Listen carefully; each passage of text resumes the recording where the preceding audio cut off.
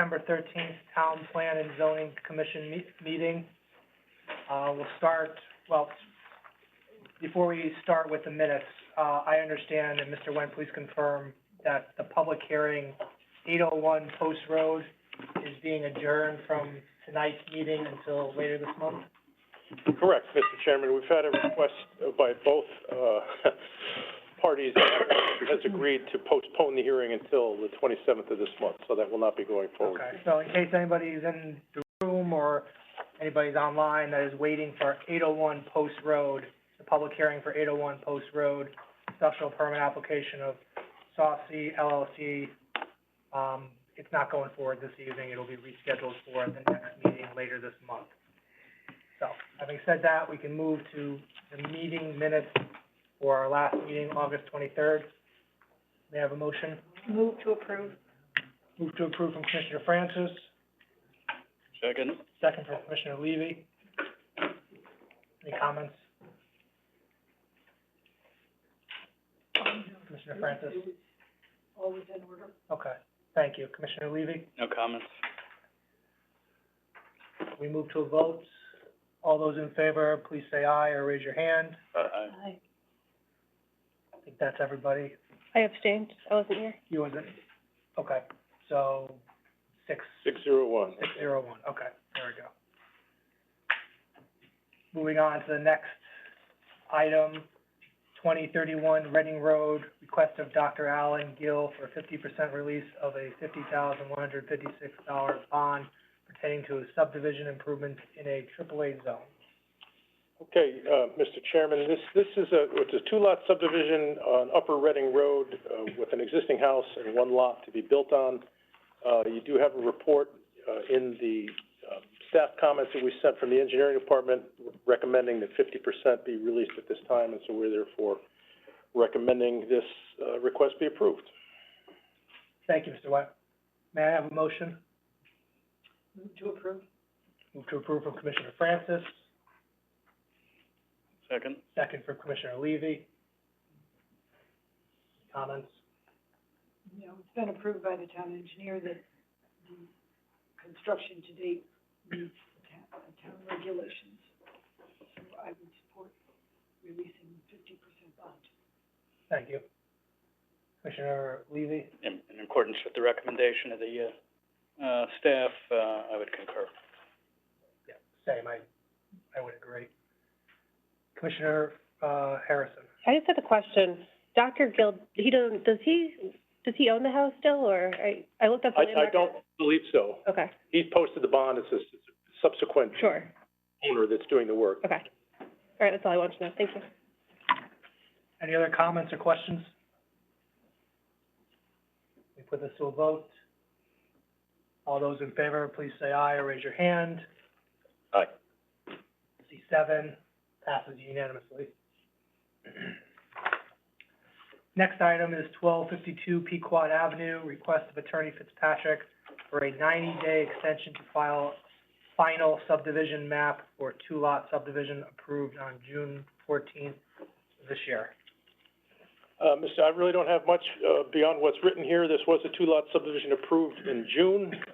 The statute permits two 90-day extensions to record the map. Nothing has changed, so there's no, in my view, no reason not to extend this for 90 days. Thank you. May I have a motion? Move to approve. Move to approve by Commissioner Francis, second by Commissioner Brayman. Comments? As the request complies with our regulations, I would support it.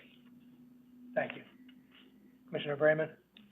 Nothing further than 90 days is as of right, so I'm in agreement. Yeah, fairly straightforward. Any other comments or questions? I will put it to a vote. All those in favor, please say aye or raise your hand. Aye. C7 hands, so it passes unanimously. Moving on to old business. We do have two items with respect to 15 Umpqua, but I believe we need to take these up separately, so I'll call at least zoning regulation amendments application of 15 Unclo Road LLC to amend section 12.3 of the zoning regulations, center design business district, proposed new section 12.3.29, inclusionary multifamily residential use with a housing opportunity or workforce housing component. So as I said, Mr. Wentz, would you prefer I call him once so you can get through the summary once, or? Yeah, I think so, Mr. Chairman. It's hard to, they're interrelated. Yeah. You do need to take 3 separate votes, as I'll articulate later, but it Yeah. probably makes sense to discuss them collectively, and then when the commission's ready, there'll be individual. No, we will have to discuss them separately and vote on them separately. I think that makes As I just realized, we should call it so we can get the summaries, in the record. And then also 15 Unclo Road zoning compliance application of 15 Unclo Road LLC pertaining to the construction of a 63-unit residential building pursuant to section 830G of the Connecticut General Statutes. Mr. Wentz. Before I just proceed, I just want to remind the commission that Commissioner Ford is recused on this matter. Thank you. Commissioner Kitt would be sitting in his place this evening. Again, Jim Went for the record. Subject parcel is a 0.473 acre parcel located in the Center Design Business District. The site is bounded on the east by Umpqua Road, the west by Sanford Street, with adjoining commercial properties on the north and south. The existing site has multiple buildings comprising 13,500 square feet of mixed commercial occupancies, as well as a small residence. The application seeks a regulation amendment and site plan approval for a 6-story, 63-unit residential building with at-grade and below-grade parking beneath the building. Vehicle access is proposed by a Sanford Street with 2 two-way driveways, one for the grade level parking and one for the below-grade level parking. There are 3 separate issues for which the commission must ultimately make findings and vote on this matter. The first is with respect to the zoning regulation amendment.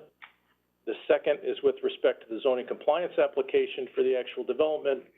And lastly, the commission needs to make findings with regard to the intervention petition that was filed pursuant to section 22A19 of the Connecticut General Statutes. With regard to the first 2 issues, the zone regulation amendment and the zoning compliance, the standards of review are those that are articulated in section 8-30G of the Connecticut General Statutes, which are familiar to you. For a denial to be upheld with regard to these matters, the burden is on the commission to prove that the decision is based on sufficient evidence in the record.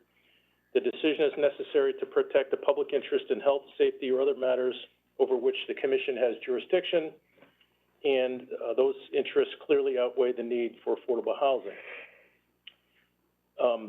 With respect to the zone regulation amendment, the regulation amendment seeks to add a new section 12.3.29 within the Center Design Business District to permit inclusionary multifamily residential use set-aside developments pursuant to section 8-30G of the Connecticut General Statutes. The highlights of the proposed regulation proposal include the provision for multifamily residential buildings with the following site and design guidelines: a minimum lot size of 1/3 of an acre, minimum street frontage of 50 feet, access to existing public water and public sewer. The site must be located within 400 feet of a public mode of transportation, such as a rail station. The building may not exceed 7 stories of livable floor area, not including below-grade living or parking area or rooftop amenities. 0 setbacks permitted on all sides, maximum building height of 7 stories and 70 feet. A permitted pervious lot coverage of 100% of the area of the lot. Permitted dwelling unit density of 65 units per 1/3 acre, or 195 units per acre. Minimum parking of 1 space per dwelling unit. However, 10% of the parking may be permitted within 500 feet. Those are the highlights of the regulation proposal. We did prepare a map that is in this record that shows the potential area to which the proposed amendment could apply, which is the area within 400 feet of public mode of transportation, being the downtown train station or any GBTA bus stop. Results show that almost the entirety of the downtown would be potentially eligible, since the proposed regulation does not require nor permit any commercial occupancy on the ground floor or any portion of a proposed building. The proposed regulation would potentially permit the gradual elimination of any commercial occupancy in the entire historic commercial downtown. The town's own transit-oriented development study recognizes the demand to include greater housing opportunity in our downtown. However, the recommendations in that study emphasize that requiring at least ground floor commercial presence is critical to maintaining a vibrant pedestrian-friendly commercial corridor. This is especially important since only approximately 5% of Fairfield's land is owned for commercial use. Our TOD study recommends modifying the current downtown height regulation from the present 5 stories and 50 feet to 4 stories and 52 feet. The proposed regulation as part of this proposal exceeds that recommendation by 3 stories. The potential impact of the zoning regulation was the subject of considerable discussion during the hearing. The Commission raised concerns regarding the proposed design requirements, including but not limited to the height of 7 stories, and the fact that commercial uses, particularly on the ground floor, are not permitted. The record also includes a memo from the Economic Development Commission that emphasizes the concerns that were raised by the Commission, and those include only 4.5 of the town's land is zoned for commercial use, creating an imperative to preserve those locations for commercial application. 2, Fairfield's downtown is a key economic driver and regional destination for dining, entertainment, and shopping, contributing 22% of the town's property tax revenues, which in turn accounts for 93% of the town's operating budget. And lastly, the proposed text amendment would permit residential use without any requirement for ground floor commercial occupancy in virtually the entire downtown, displacing commercial uses as in the case in the present application, which would have deleterious effect on the town's commercial center and historic downtown. That was the opinion of the Economic Development Commission. The viability of the town's commercial center is a matter of public interest. The Commission, as part of this discussion and findings, must consider whether the record in this matter supports a finding that the proposed regulation amendment would have a serious negative impact on that public interest, and whether or not that interest in maintaining a viable commercial downtown core outweighs the need for affordable housing. With respect to the zoning compliance application, we have a development proposal for 63-unit building, which is comprised of 16 studio units, 4 one-bedroom units, and 43 two-bedroom units for a total of 106 bedrooms. A total of 60 parking spaces are proposed, and the results of overall proposed density and parking are the 63 units amounts to 133 units per acre. The 106 bedrooms amount to 224 bedrooms per acre. And the parking spaces amount to 0.95 spaces per unit, or 0.57 spaces per bedroom. This represents an unprecedented density compared to any other transit-oriented developments or 8-30G affordable housing applications that this commission has seen thus far. The applicant made reference to a nearby recently completed 78 Uncle Place as a comparable development project in the neighborhood. However, the proposal before you is 1.5 times the density measured by either units or bedrooms per acre than that 78 Uncle Place proposal. The main focus with respect to the zoning compliance application centered around 3 main topics of discussion, that being sanitary sewer issue, issues of drainage and construction, and lastly, traffic and parking. With respect to the sewer, the applicant sought Water Pollution Control Authority approval in 2020 for a mixed-use project comprised of 4,000 square feet of retail, 5,000 square feet of office, and 36 residential units. The December 9, 2020 WPCA minutes reflect a discussion of a, quote, conceptual plan to upgrade the existing 8-inch sewer main to 10 inches from Sanford Street to Reef Road.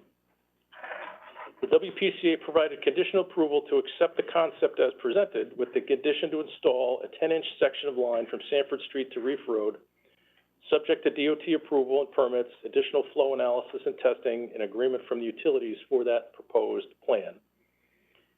The applicant made a second application to the WPCA in 2022 for a 65-unit solely residential development, and rather than an upgrade to the sewer capacity, the applicant argued that there is sufficient capacity in the existing line without needing to make that upgrade.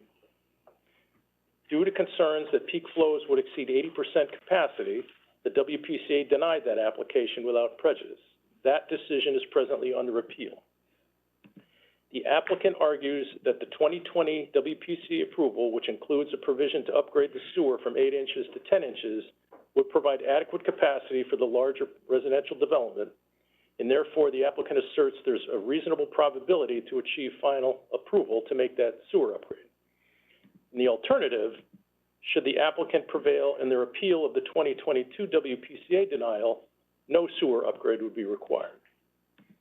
Neither of those outcomes have been determined at this point. With respect to drainage and construction, in April, you have an April 4th, 2022 Engineering Department report that raises concerns about groundwater, given the proposed below-grade parking structure. The record indicates that Sanford Street and nearby properties suffer periodic flooding, and the town's drainage system cannot accommodate the pumping of groundwater, nor can groundwater be discharged into the sanitary sewer system. At the initial public hearing on June the 14th, the site engineer reported that groundwater was approximately 10 feet below grade and the building had been designed to be watertight. The commission raised concerns about the potential of the proposed building to displace groundwater, thereby making conditions worse for adjacent properties. Despite assurances given at the initial hearing that that would not happen, at the outset of the second public hearing on June the 28th, the applicant's design team explained that the building had been redesigned in those meeting 2 weeks to raise the floor of the parking structure by 2 feet to create greater separation from groundwater. Throughout the hearing, the engineers for both the town and the intervener questioned whether adequate testing had been done to establish an accurate depth to groundwater. Given the history of periodic flooding and the inability of the town's drainage system to accommodate additional groundwater, and further given the applicant's mid-hearing redesign, the commission should consider whether the record supports a finding that there was a reasonable likelihood that the development would be detrimental to public health and safety by exacerbating known conditions of flooding. Inconsistencies between the testimony of the building designer and the actual plans, as they were modified throughout this process, raised fundamental concerns as to whether the project can actually be built as it was presented. Sheet A2, which was revised on March 21st and further revised on June the 15th, both clearly show building support columns projecting into and thereby reducing the width of both two-way access drives, despite testimony that the minimum clear width of 20 feet is provided. Similarly, the width of the building openings for both driveways is shown at less than 18 feet, despite testimony that the minimum standard 20 feet is provided. When challenged on this discrepancy, the building designer indicated that the final construction plans would show 20-foot clear width without explaining or demonstrating how or if that could be accomplished.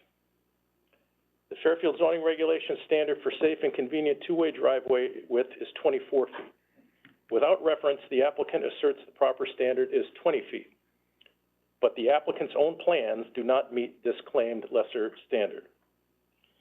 At the request of the commission, the applicant submitted a building rendering from the south perspective showing the proposed building's relationship to the adjacent community theater building.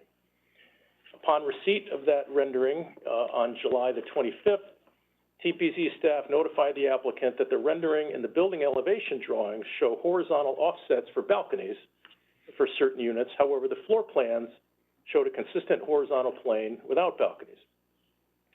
This discrepancy ultimately led to confusion at the last hearing on the 9th of August as to the actual number of units and bedrooms that were actually contained in this proposal. The bottom line here is the exterior building plans do not match the floor plans that have been submitted. With respect to traffic and parking, there was a lot of discussion on this topic as well. The applicant's traffic report projects site-generated traffic for 63 units to be 25 trips in the AM peak hour, 30 trips in the PM peak hour, and 30 trips in the Saturday midday hour. This report compares this traffic impact to the existing site-generated traffic as estimated by the Institution of Traffic Engineers Manual, or ITE, arguing that the existing site would generate 150 cars in the morning, 60 in the afternoon, and 105 in the Saturday midday, arguing that the development, the proposed development would result in a net reduction of traffic trips. This estimate of site-generated traffic is despite their report indicating actual traffic counts at the driveway of 10, 20, and 20 cars respectively in each of those hours. This was the subject on which the commission challenged the traffic engineer in the validity of using the ITE estimates as a baseline of existing traffic, given the commission's familiarity with this well-known downtown site. The applicant engineer offered a rebuttal document dated August the 8th, and the traffic response bullet points 3 and 4 are completely contradictory. The third bullet point explains why the ITE estimated trip generation for the existing conditions exceed projected future conditions, while the fourth bullet indicates that existing traffic was not counted because very little of the traffic associated with the business actually parks on the property. This is a condition with which the commission is very familiar, and these statements seem to support the commission's assertion that the generalized data supplied by the ITE manual overestimates the existing site traffic and therefore underreports the increase in traffic volume that results from this project. The site plan proposes 60 parking spaces for 63 dwelling units. The traffic report and testimony indicates that upwards of 15 cars will have to park off-site. The applicant argues that there is sufficient nearby parking in the area to accommodate that anticipated overflow. And this is really an unprecedented condition that we have never seen before in an applicant conceding that their anticipated required parking cannot nor will not be accommodated on-site. The acknowledged parking shortfall creates additional concerns that were raised by the commission.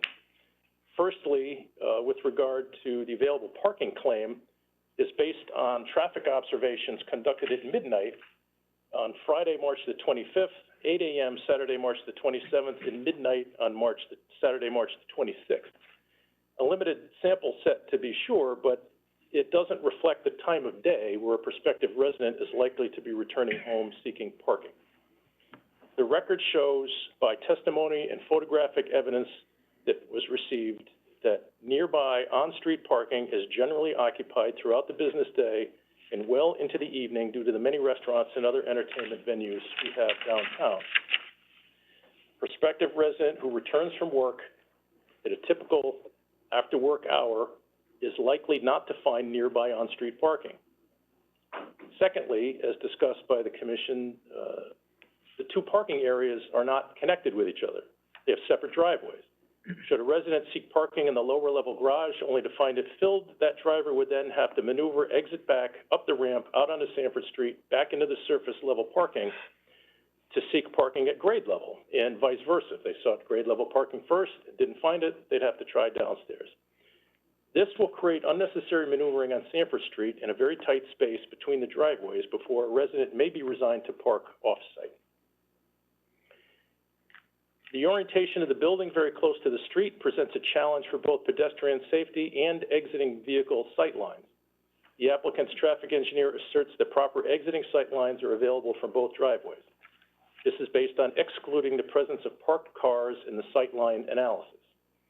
Both the intervener's engineer and town engineer Bill Hurley testified that proper sight line is not available if parked vehicles are included in the sight line analysis. Mr. Hurley testified that Sanford Street is not a state highway, not subject to the state design manual, and the town has discretion to determine whether or not parked cars should be excluded in this analysis. In this case, due to the constant and consistent occupancy of adjacent on-street parking, it was Mr. Hurley's opinion that parked vehicles should be included in the analysis, and if included, proper intersection sight distance is not available and represents a substantial impediment to public safety. Both the intervener's engineer and Mr. Hurley agree that the parking garage ramp is excessively steep, and the right angle turn at the bottom of the ramp will make maneuvering difficult. The ability of exiting drivers to see pedestrians on the Sanford Street sidewalk is of great concern given the immediate adjacency of the building to the sidewalk.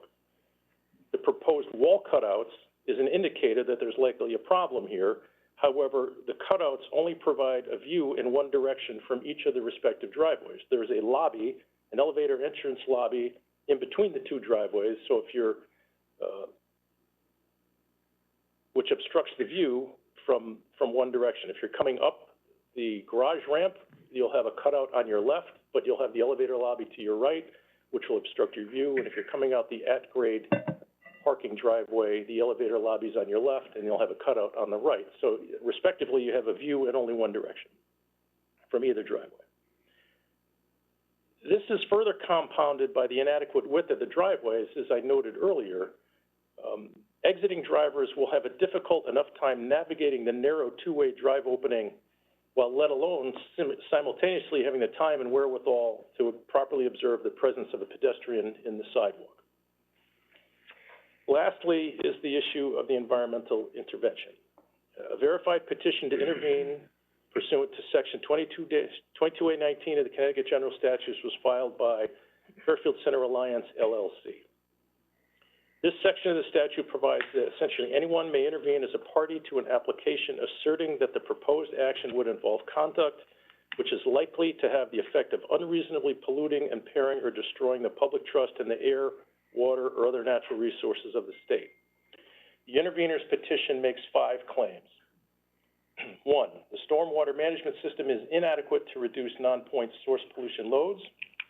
2, the stormwater management system is not in compliance with the Connecticut DEEP 2004 Stormwater Quality Manual and is likely to result in unreasonable pollutant loads to ground or surface waters of the state. 3, it has not been proven by factual evidence that the existing town of Fairfield sanitary sewer can accept the anticipated flows from this site. The resulting exceedance of flow or treatment capacity would reasonably likely to unreasonably impact effluent discharge quality, which in turn would have detrimental impacts on receiving waters of the state. Number 4, the proposed underground garages are located in an area which has high groundwater table and is subject to severe flooding, such there is a reasonable likelihood of inadequately treated surface water contamination from the interaction of floodwaters with pollutant loads expected from the parking structure.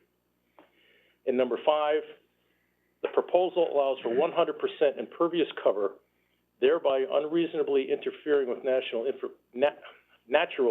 infiltration of stormwater and floodwater that will ultimately be received by the Pine Creek Marsh and causing unreasonable pollution to the marsh ecosystem. The Commission heard voluminous competing testimony on these claims offered by both the intervener's engineer and the applicant team. The Commission must review the claims made by the intervener and make findings as to whether the proposal is likely to cause unreasonable pollution or impairment of the environment. And if you find that the intervener's claims are supported by the record, then you must also determine if there are feasible and prudent alternatives consistent with the reasonable requirements of the public health, safety, and welfare. So, in summary, going back to the beginning, there are 3 separate issues for which you need to make findings and vote. The first is on the proposal regarding the regulation amendment. Second, with respect to the zoning compliance application. And lastly, findings with regard to petition to intervene, as I've just outlined. So that is the summary of a very lengthy hearing that was undertaken. I'll leave it there, Mr. Chairman, for the Commission's discussion. Thank you, Mr. Wendt. Very thorough for you and your staff. Thank you very much. As we've discussed in the past, or as it was discussed right now by Mr. Wendt and discussed in the past, we do have 3 items to address.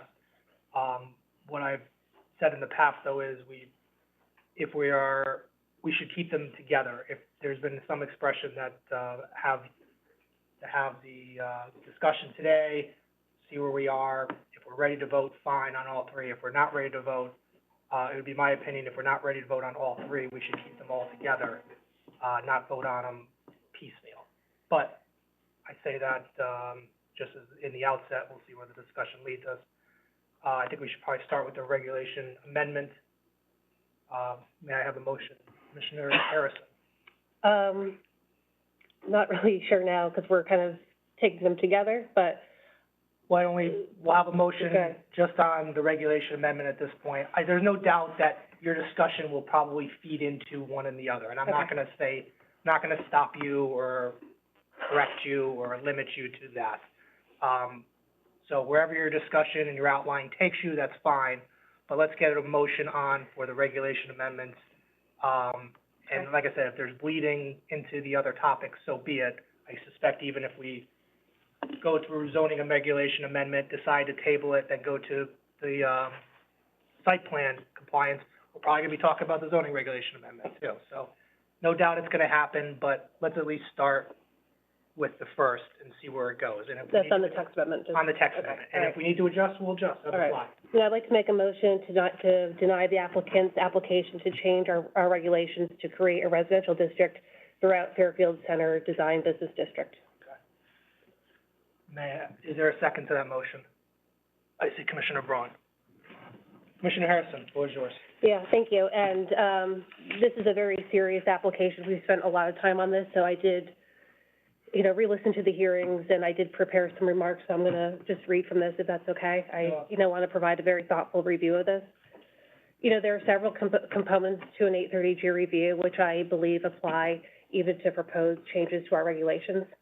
It is my firm belief that there will be permanent harm to our town if this regulation is approved. And I just want to clarify, when we say text amendment, we really mean a new regulation that's being proposed to our zoning regulations that were drafted by an applicant rather than us. Fairfield Center's Design Business District is really the heartbeat of our town. It's the emotional center. It's the economic engine of our town. It's where dozens of businesses are, from premier restaurants to office spaces to retail stores.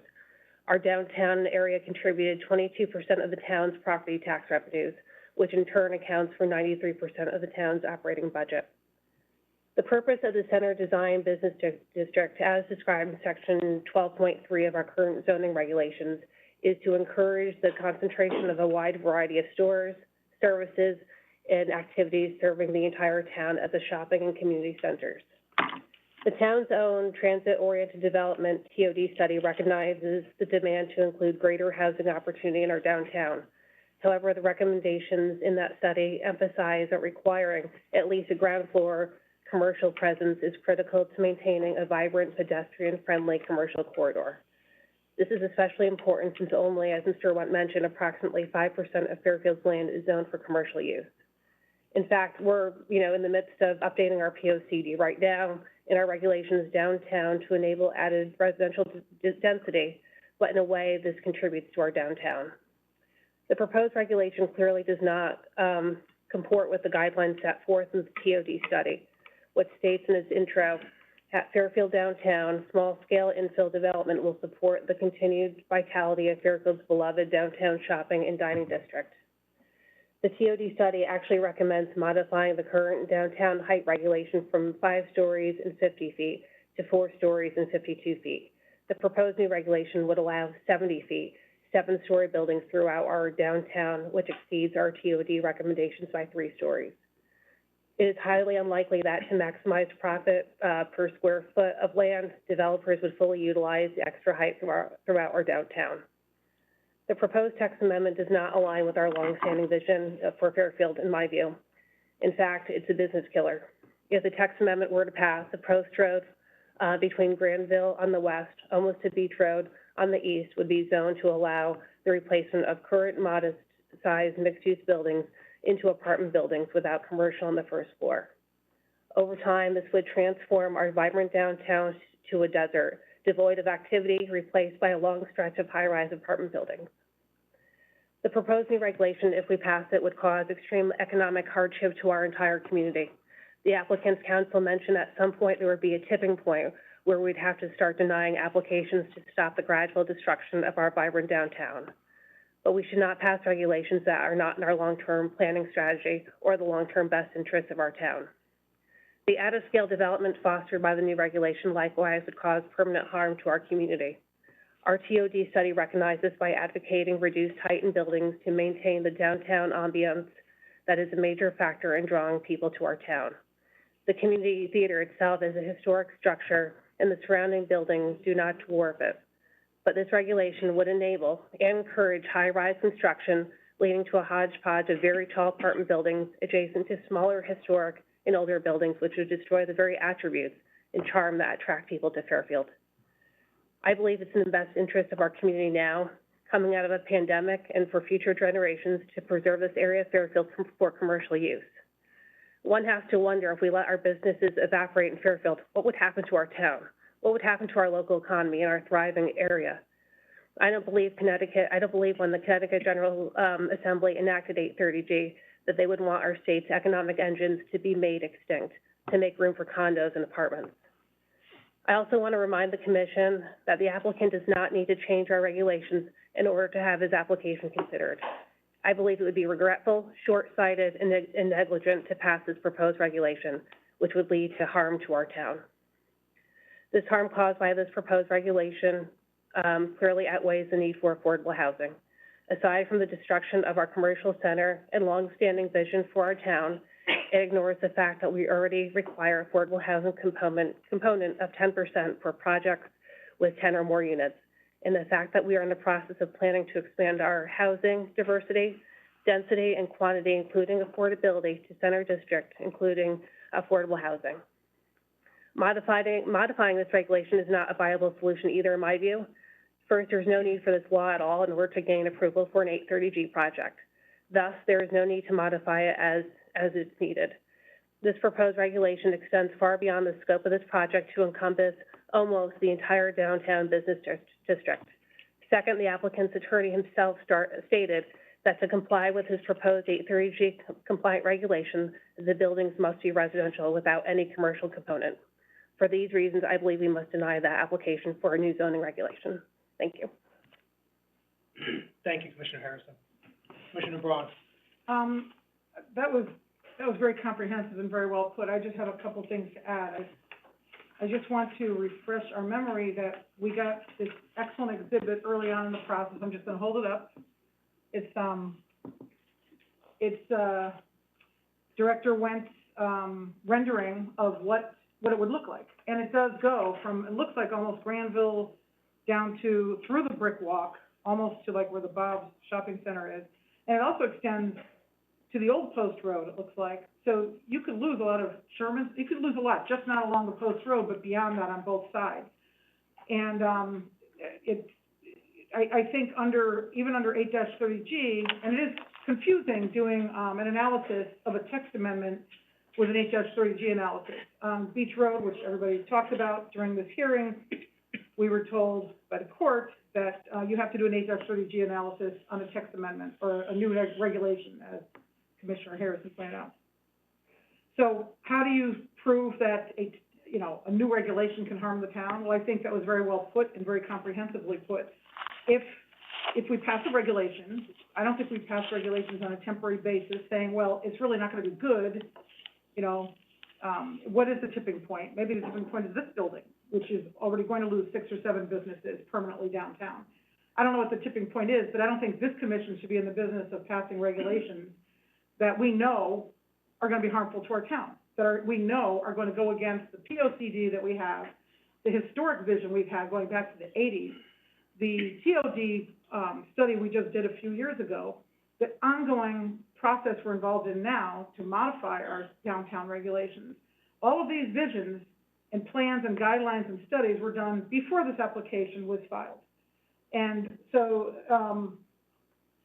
to approve this new regulation drafted by an applicant's attorney would be harmful to the town, because we pass regulations expecting that owners of property will rely on them when they buy property, when they own property, when they file applications. We don't pass regulations knowing that it's not going to be good, and at some point we're going to have to stop following our own regulation. That's the confusing part about, text amendments or new regulations being drafted as part of an 8-30G application. I see no reason why this should extend, the way it has throughout the whole downtown. That's extremely harmful. And again, I think the tipping point is one right here. The scale, I don't know why the scale is there at 70 feet. That kind of sticks in my craw that, our whole downtown is maybe 5 stories. And, this is going to add 2 stories on top of that, when all of our prior planning, long-term planning has been, let's keep the downtown the way it is.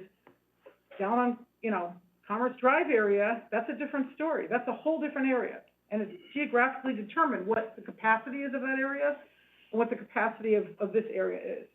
So the scale is really out of whack. There was no reason to do that other than to enable people to just totally maximize, the ability to use every square foot of land and go as high as it possibly can. It would completely and permanently change, the landscape of our downtown. It would no longer be a downtown where people walk around, go to the theater, go to Sherman Green. It would look like downtown Stamford eventually. It would be the canyon effect, as somebody who came to one of our prior hearings mentioned. You could have a series of tall buildings without any respect for design or fitting in with the ambiance of our downtown area. So I think it would be harmful, and I think it falls under the category of 8-30G analysis of other things we may consider. I think we may consider our long-term planning for our town. We may consider our tax base. This is not just one property where you're worried about a property value of a couple of houses. This is an economic engine for our whole town. And I do not believe our state legislature intended us to have to pass regulations which could ultimately destroy the economic engine of our town. So I would just add that to the comprehensive comments already provided. Thank you, Commissioner Braun. Any other member of the commission have comments? Commissioner Cat. Yeah, I just, we can argue and disagree and talk about charm and aesthetics and what we want our downtown to look at, but the fact of the matter is that our downtown commercial district generates revenue that makes up 93% of our town's budget, operating budget. It would be fiscally devastating to our town to approve this amendment that would allow for the possibility of us losing that income stream for our town. I believe on that point alone, it would be devastating to our town's health and safety and public health to lose that funding. So on that basis alone, I would deny this regulation amendment. Thank you, Commissioner. I have some thoughts, but does any other, Commissioner Levy? Yes. Sort of looking at the nitty-gritty of the proposal, I agree with all the comments that have been, excellent comments that have been made already. But looking at the proposed text amendment, the applicant's attorney himself, I think, recognizes the short-term goal as opposed to the long-term applicability of this proposed regulation, when he conceded that he would be willing to accept a sunset provision where this would only be,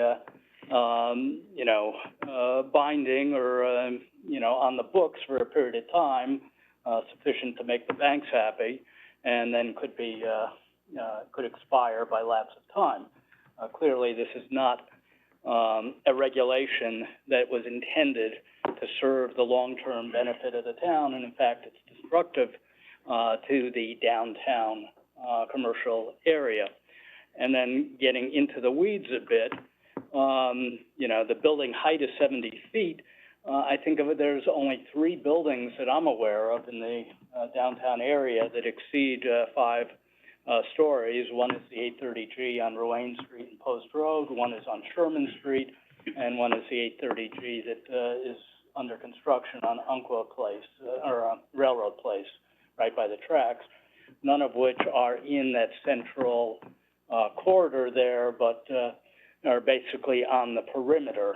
And, but the 70 feet, along with the proposed 100% lot coverage and 0 setbacks on all sides, creates a potential density which is devastating. Not only do you have the height and the density that would allow in terms of the number of units, but the 100% coverage with these 0 setbacks creates the very problem which we'll get into with the compliance in terms of a building that, presents problems for pedestrians, sightline issues, and everything else that comes with 100% coverage and 0% setback, and a height of up to 7 stories. So all of those would be devastating for the downtown if those were to become the standards in terms of the lot coverage, height, and setbacks. Thank you, Commissioner Levy. Just go down the line, if that's okay. Commissioner Francis? Just to briefly add to the excellent comments delivered already, I find it very concerning that 10 businesses and 2 residences are going to be destroyed by this, because there are businesses upstairs too, besides the 6 that we see on the Encore Road. So it's very disturbing, and the density has already been covered, so I won't discuss it. Thank you. Commissioner Brayman? Thank you. I agree with, the comments that have been stated. I credit the testimony of the Economic Development Commission, which, opined that, this text amendment, if adopted, would, cause, economic harm to our town. And I credit all the other testimony in the record that was submitted by members of the public, and that doesn't need to be, reiterated here.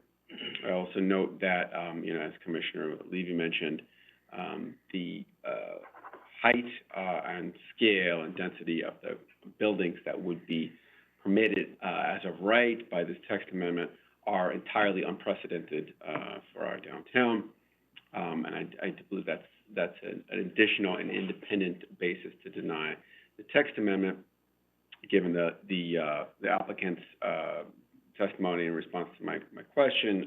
The building designer testified that the height of the structure that would be allowed by the text amendment is unprecedented for the historic area of our town. So because of the harm that the text amendment would cause to our town's economy and to its historic area, historic downtown, I am opposed to the text amendment. I have one question for the lawyers. You mentioned, the developer said that he intended for this amendment to have a sunset clause. Where would that put the town in terms of risk for future litigation if a subsequent proposal would come to us and say, I want the same amendment?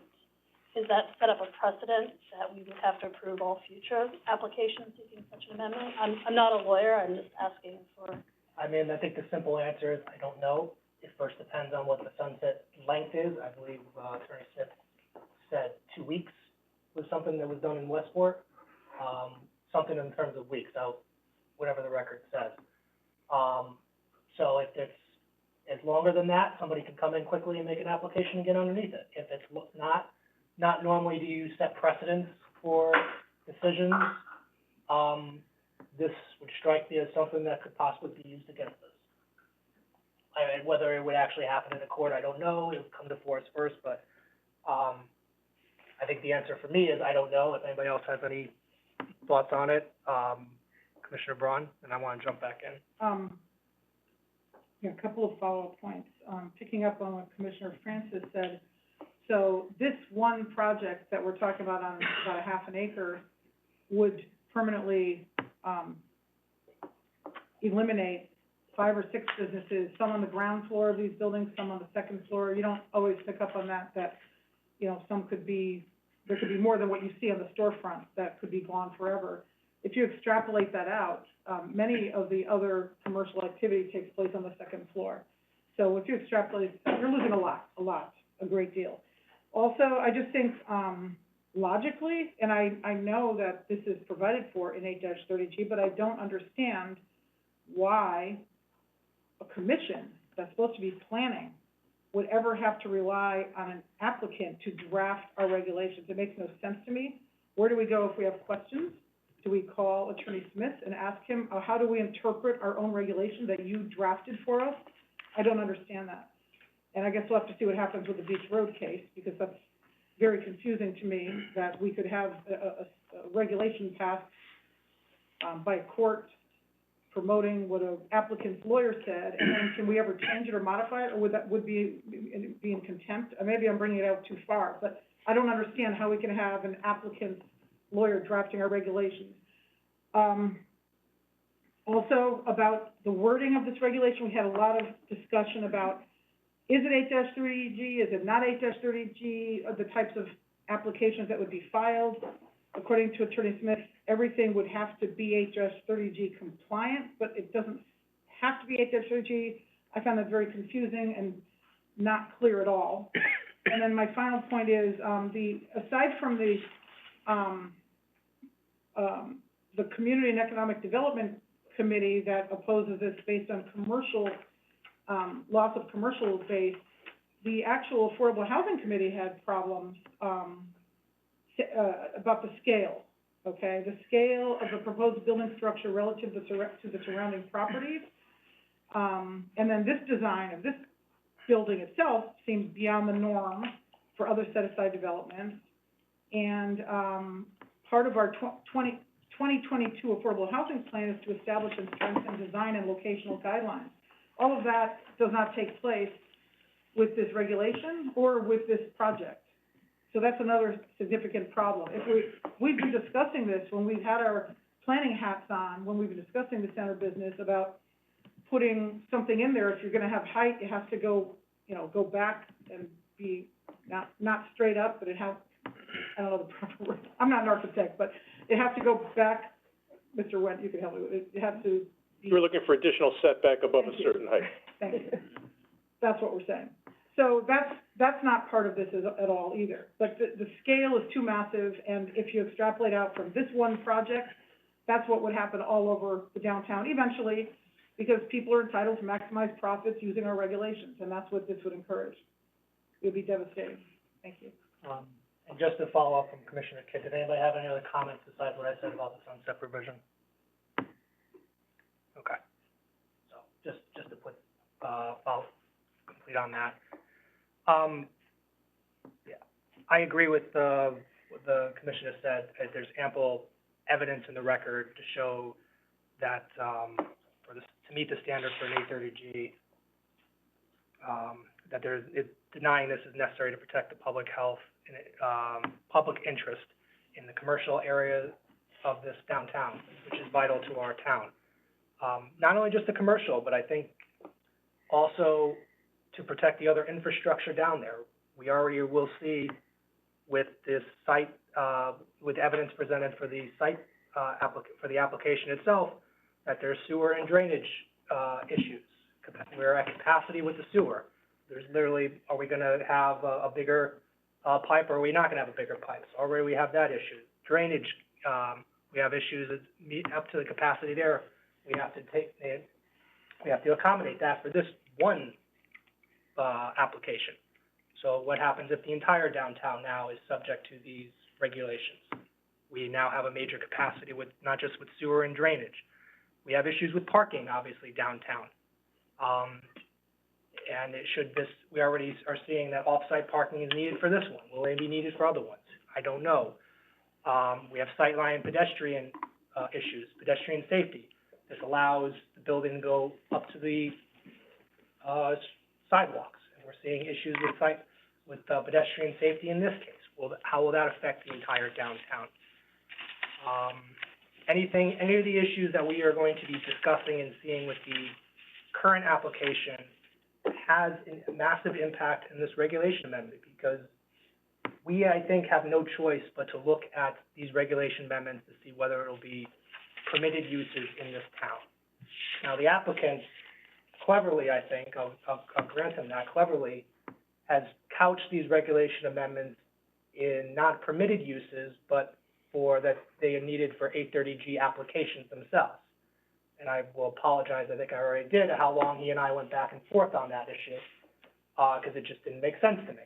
Here we have the court in Beach Street saying we have to apply the 830G standards, which I thought was what we were doing, but then I would have thought it would have been more for permitted uses. Here you have regulation amendments, and here's what's permitted to allow this application to be built. He, I think, sidesteps what he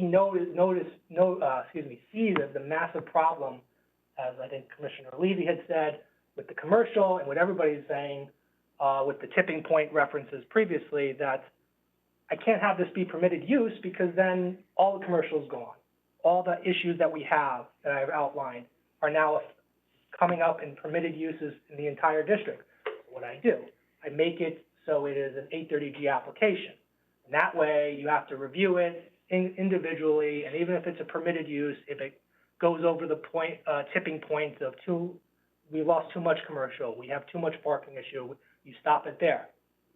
Well, that begs the question, why are we having regulation amendments if you're gonna have an 830G application, which is not gonna be bound by a regulation amendment? So, we went back and forth on that. I still don't understand the issue, completely. It doesn't make sense to me.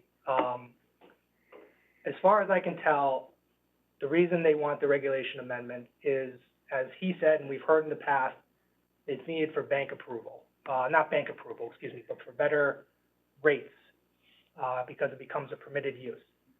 Except that doesn't really make sense either, because once the commission grants the application, it becomes a permitted use. It's not a non-conforming use because it's an 830G application. If the building were to burn down or get destroyed, you can rebuild it. So I don't understand why we would be in any way going out of our way for bank approval or bank interest when we have state laws that we are complying with. We would think would be in compliance to begin with. And again, it's a private use bank use. I don't understand why we are going out of our way to facilitate that when we should be focused on state laws and regulation amendments. So having said all that, I also would deny the regulation amendments. Commissioner Braun. Just picking up on something what, the chairman said, I do not believe there's anything in the record, proving or establishing that, other than legal argument, establishing that, the regulation is required, to get favorable terms on a loan. I just know that it was mentioned in the court brief for the court Exactly. decision, so, I mean, it wasn't mentioned. We've heard it in the Beach Street with the court, and prior applications have said as much as well. So I use that as common knowledge. I don't really have a full understanding of it myself, but I'm not surprised by it, so to speak. One more topic I should say. In the off chance that we are successful in the Beach Street appeal, I'll go the extra step that in the past, what we did in Beach Street was we normally go for 6 factors as to regulation amendments, whether time and use require an amendment, or if it's good planning, or against the POCD. And just for the record, I think it's pretty clear that with everything we've said in that, this application, or these regulation amendments do not meet those 6 standards that we normally apply for those. I'm not able to recite them off the top of my head. I am familiar with them, being on the commission for however long I've been on. I don't think we need to get into it, but just in case, we'll just button that up with that simple statement. Commissioner Levy, and then I want to go to procedure. Where to go next? Just following up on, your comments, Mr. Chairman. As I see it, there's, in my opinion, for whatever it's worth, there's a fatal flaw or an inherent vagueness in this, proposed regulation, to the extent that, it seeks to incorporate the requirements of 830G, applications into the regulation. But as to what is an 830G application, well, that's up to the courts at this point. You'll recall that, back when we dealt with Rowan Street, and it originally came in with a proposal to have commercial on the first floor and 80% residential, which was actually in greater or less deviation from our regulations in a full residential, that I was unsuccessful in arguing that, to my mind, if it looks like a duck, sounds like a duck, why isn't this an 830G? And I inquired of Attorney Smith here whether he felt that an 830G could include a mixed use or commercial component on the first floor. And he felt no, that based on an opinion by Judge Berger, that in fact it had to be 100% residential. I know there's a case out there from Judge Monroe which did allow for a mixed use 830G, And if we were to pass this regulation, I mean, if I was drafting it, which I wouldn't, it would actually define, for purposes of our regulation, what we consider to be an 830G, and we might decide that an 830G could allow for 20% commercial on the first floor, and let somebody tell us otherwise. But in this case, it's not defined. There's an inherent vagueness in there, and that in itself, I think, is fatal to this proposed regulation, because we'd be passing something that would just be fruitful for future litigation and attorney's fees. So. Thank you. Yeah, I mean, I wish it was otherwise. I wish Attorney Smith would set up something to convince me, that 830G could have been mixed use, because I think, yeah, I was on the other side of Ryan Street with you. And at least I feel fairly confident the state law doesn't allow for it. I wish it was otherwise. And you bring up an interesting point. Can we bring a regulation? Can we add a regulation that incorporates 830G but has a commercial component? And I don't know the answer to that, but that's well worth investigating, and probably well worth our time, in the future, but obviously not now. So back to procedure, unless there's any additional comments. Like I said, I prefer to keep these two together, all of them together, certainly the regulation amendment and the site plan application. What I would propose is, and Mr. Wendt, you tell me if we can just make a motion to move on, so to speak, and let this one pending, or if we should withdraw the motion and make a motion for the site plan. Like I said, I'd like to discuss the site plan and see where we are with that. If it should table it, not table it for the day, because we don't know where we're gonna be in a half hour, but table it pending discussion of the site plan application.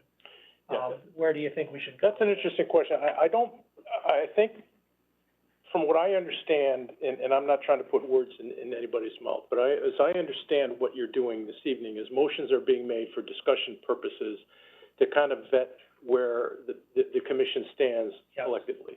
So I think it would be appropriate, I don't think it's necessary to table or to withdraw the previous motion.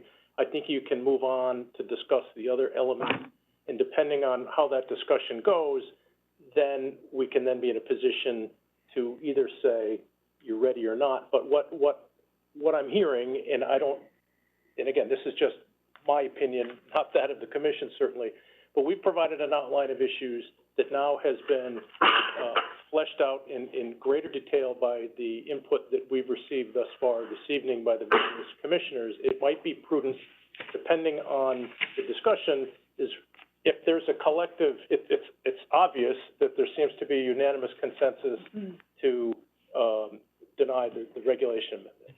Depending on where we are with the other two issues, when we're concluded with that, I'll have a recommendation for you, depending on how that discussion goes. Okay. So if everybody's on board with that, can I just get like a nod to the head if they're on board with the idea of moving on? Okay. Commissioner Braun. Just a point of order, I need to ask, Director Wendt a question. Go ahead. Do we ever get, anything in writing from Mr. Hurley after he testified? Because if we did, I didn't see it. We did not. Okay. And I have another question. If we wish, I know that we're allowed to seek sort of routine type information from town officials. Is it too late in the process to ask for something like that? Or a little bit of detail about what Mr. Hurley said, or even like, I have another question which might be too far for this, like we had a battle of experts on the environmental aspects of this. Right. And none of us being environmental specialists on the commission, I was wondering if it's too late to ask the Conservation Department to weigh in, not as a wetlands approval, but as a expert that could say, what do we think about all this discussion? I will answer that this way. I think Mr. Hurley's testimony speaks for itself. You have the ability to watch the video if you're not sure of what he said, but I think the synopsis of what he said has been captured. In my opinion, I think it goes a little far beyond the record by now asking the Conservation Department for input on the environmental issues. I think you should rely on the expert testimony that you have in hand, because you do have, you know, competing testimony, and as you, as fact finders, get to determine which experts you find to be correct. Okay. So I think, to answer your question, in my opinion, I think it's, because the hearing's closed, I don't think we can get yet another expert opinion that we don't already have. Okay, thank you. Okay. Commissioner Levy? Yeah, Mr. Wench has spurred, one thing I should state for the record is I was on August 2nd and 9th, I was in a cabin in Manitoba without internet, but the record should reflect that I have reviewed the full, hearing on Fair TV. And I think that's, Okay, so that will not become an issue later on. thank you. Any other, I missed one meeting and I reviewed it. okay, so we're, Commissioners Francis and Levy are up to speed. Anybody else that was behind that was up to speed? I already reached out to say that I was up to speed. Anybody else want to put that on the record if needed? Okay, so following Mr. Wentz's advice, I would recommend,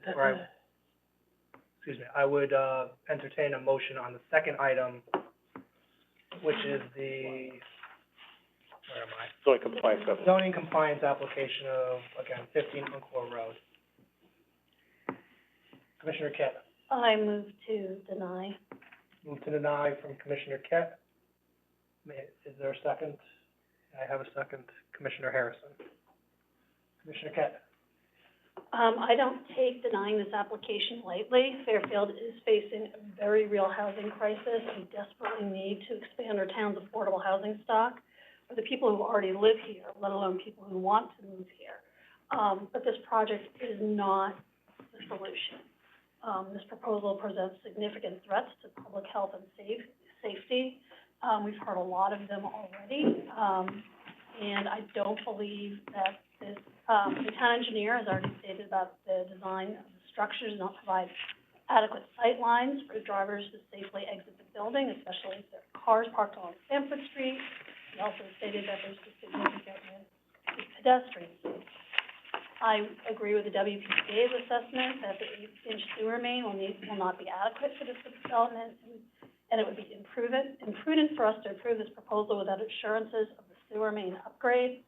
And, the town's engineer and intervener have shown that this development will exacerbate area flooding that our current stormwater management will not be able to handle the additional burdens of this building. And I also don't believe there's adequate parking for this development. The belief that off-site parking will be adequate, especially during the evening hours when residents will be returning home, is frankly ridiculous, considering the number of restaurants and entertainment venues that currently make use of these in-demand spaces at the same time. And lastly, I'm not even clear what the applicant is actually proposing. There have been so many redesigns and engineering changes that I'm not confident that we can actually trust that what has been proposed is what will actually be built. As I said, Fairfield is facing a real housing crisis. 50% of our current renters are, 50% of our income, income burden, meaning they spend 30% on their rental income right now, and that's just untenable. But it makes me angry that this applicant has given us a proposal that we cannot approve. So those are the reasons I'm voting to deny this application. And I'm sure the other commissioners have additional reasons to deny. Thank you. Commissioner Harrison. Yeah, thank you, and thank you, Commissioner Kai. I largely agree with her, and I'm not gonna reiterate the points she made. I do take issue with the point of the housing crisis. I have not seen any really hard data to show that, so I don't agree with all of her statements, but I would agree with a majority of them, so thank you. Any other comments? Any other commissioners have comments? Would like to be heard, excuse me. Commissioner Braun. I have several, I basically agree with Director Wendt in his synopsis of this, that there are several major issues. The most important one probably is the lack of a WPCA, approval. There is no sewer capacity here, and I don't think we should be in the business of trying to interpret what's gonna happen in court. Although it was assured to us that if they win the court case, they don't have to expand the drain pipe from 8 inches to 10 inches, which itself is a problem. But again, I don't think we have to interpret what's gonna happen in court. It's too complicated and hard. It's not our job to do. They don't have, sewer capacity now, and that alone, to me, should render this application, moot or subject to denial.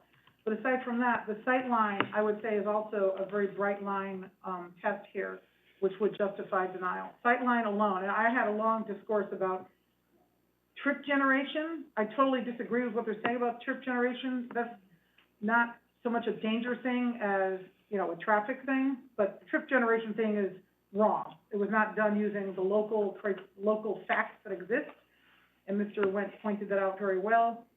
They did not consider, for example, that,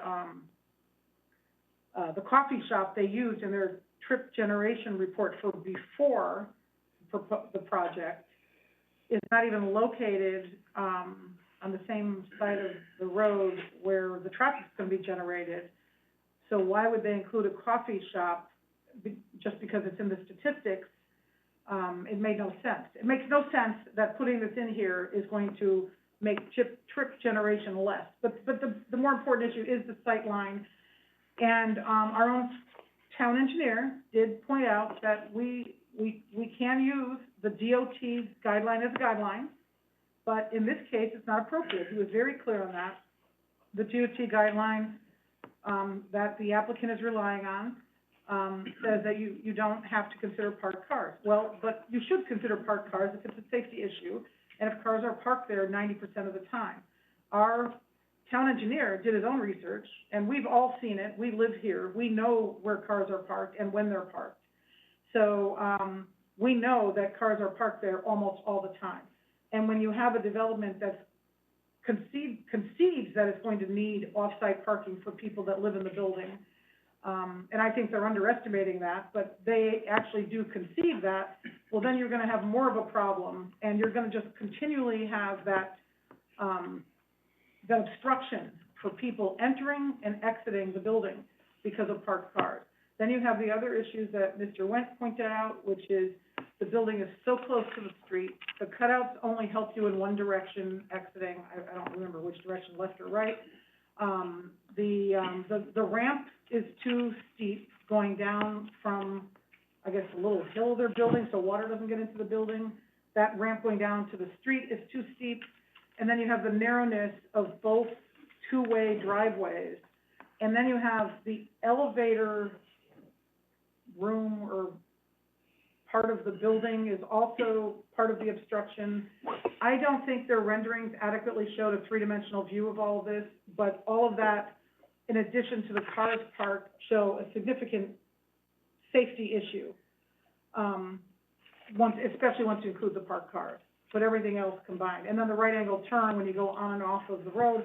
Oh, and the final point that Mr. Wentz pointed out was, if people don't know that the parking lot is full, they're going to have to exit again and go in the other driveway to see if the other parking lot is full. So you have the basement parking lot and the ground level parking lot. And you can't have I don't think the solution is to impose a condition of assigned parking because they don't have enough spaces for the units. And then Mr. Wentz also pointed out there are 2 units that are being segregated from the rest. We don't know why. It could be they're for the owners of the building or the management or something, which means you're losing 2 spaces for the other, for 2 more of the 63. We don't have an answer to that. But there are only 60 spaces for 63 units, so I don't know how you assign parking anyway. So, and there is no provision for assigned parking. So with that in mind, you have people going in and out of the building, and if there's no spaces, they gotta go look for a place on the road. But that creates another hazard. So all these things combined, make it an absolutely unsafe development. The drainage issues, I agree with Commissioner Kite said. I don't think they've adequately dealt with them. There's not enough test pits. Only 1 or 2 were on this site. And, maybe someone else can answer this question. When they raised the basement, did that squish the level, did that reduce the level of the parking garage in the basement? No, it didn't. So I don't know what the height is that adequate for vehicles to get, emergency vehicles to get in, or ambulances? I can, Jim went, for the record, when they raised the floor of the parking structure 2 feet, the grade level parking came up 2 feet with it, because the previous iteration of the plan had a couple steps up from the grade level parking into the rear of the building. Those steps were eliminated, so when they raised up the floor of the parking garage, the grade level parking came up with it, so it didn't reduce Okay, so the it didn't, proposed height so of that's the not an issue then. garage. But, nevertheless, there are drainage issues. I agree with, the intervener's expert that you will have water building up in the basement, and their only solution to that is to remove it with a truck, I believe. What if that overflows? Where does it go? There are times of high flood, which is only going to get worse. And, I see that as being a problem as well. I don't see how making the impervious surface larger is going to help with the flooding situation.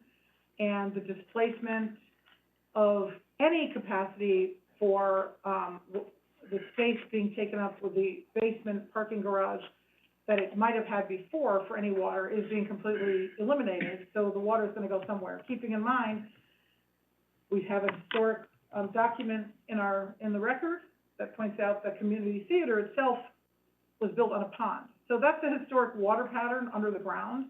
They did not do a subsurface survey. We don't really know where the water goes underneath, so I think more information is needed. I know on 8-30G, the burden's on us, but I don't think, they've satisfied the burden of, I don't think we have enough information to conclude that it will not create an additional flooding problem.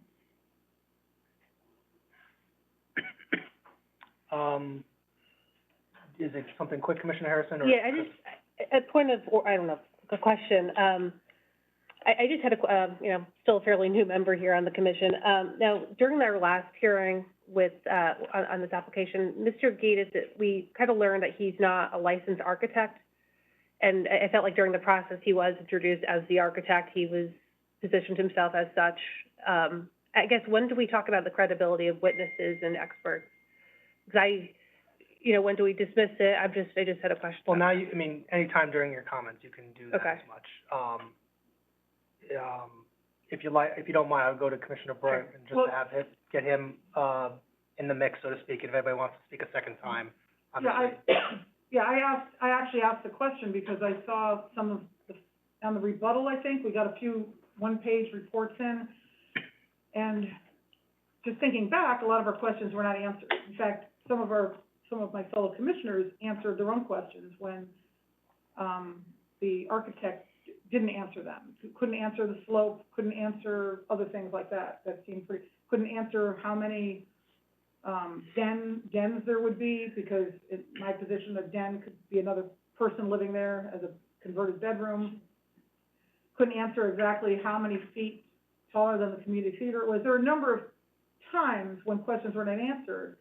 And then when other commissioners asked questions repeatedly addressing him as an architect, it was never clarified. And so then eventually we found out he was not a licensed architect, and then plans were submitted that we didn't get, or that somehow changed on rebuttal, that we found out that they changed the number of bedrooms, or something changed about it, and that was disturbing that this was not all disclosed. So I do find it less than credible.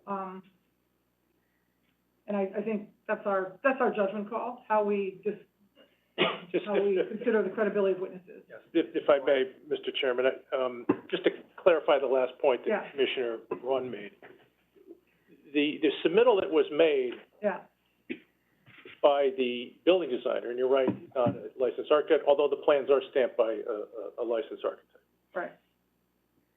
There's a mismatch between the floor plans in the elevation That's right. drawing. So I think in the designer's mind, he thought he changed the plans, but he didn't change the plans. So the plans you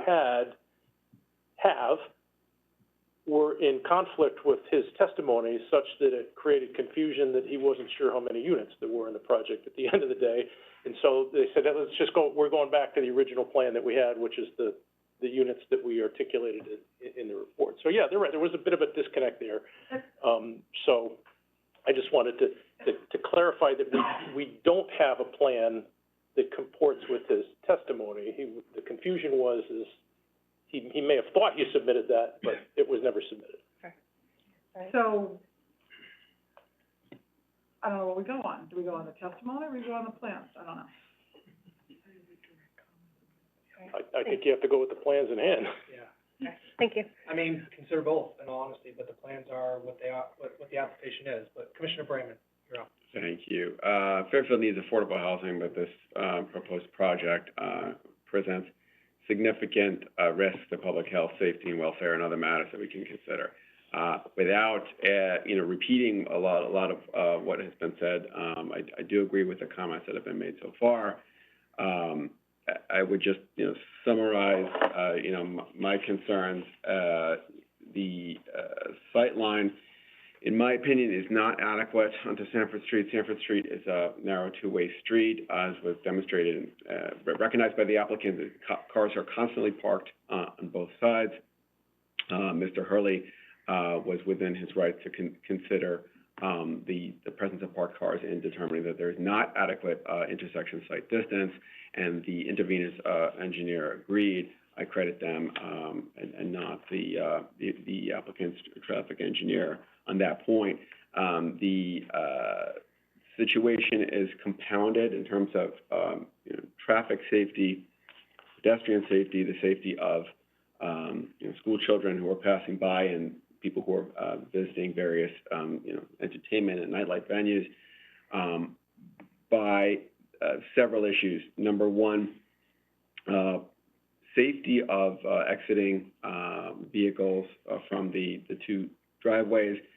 I think the addition of cutouts in the walls, in two of the walls, but not, as Mr. Nguyen pointed out, not in the center of the building, only serves to highlight the risk to pedestrian safety, as well as the proposals for audible warnings and other types of measures that only highlight the concern that an exiting driver will not be able to see passing pedestrian in time.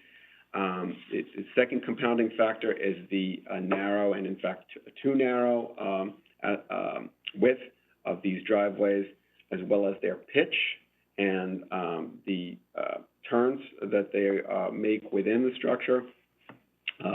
All of these create a perfect storm for a driver, I think, entering or exiting the building. In addition, I think, as was brought out in the testimony, you're going to have a lot of entrance and exiting of these parking garages, because they are separate, and because the facility does not have adequate parking for the number of units that it has, which, as Director Nguyen pointed out, is unprecedented for an application. And it is a certainty that there will be cars entering and exiting this facility during rush hour without being able to find parking, creating a dangerous situation not only for vehicles but also for pedestrians on this narrow two-way street parked cars that is frequented by citizens of our town in large numbers. The other concerns for safety, I think, are in terms of the flooding that has been documented on Sanford Street, and the presence of a high groundwater table in this location. I credit the testimony of the interveners expert on those issues, and I don't think they were adequately addressed by the plans, despite the fact that the plans were changed during the course of the hearings in recognition that there's a problem with the high groundwater table. And I would also note that the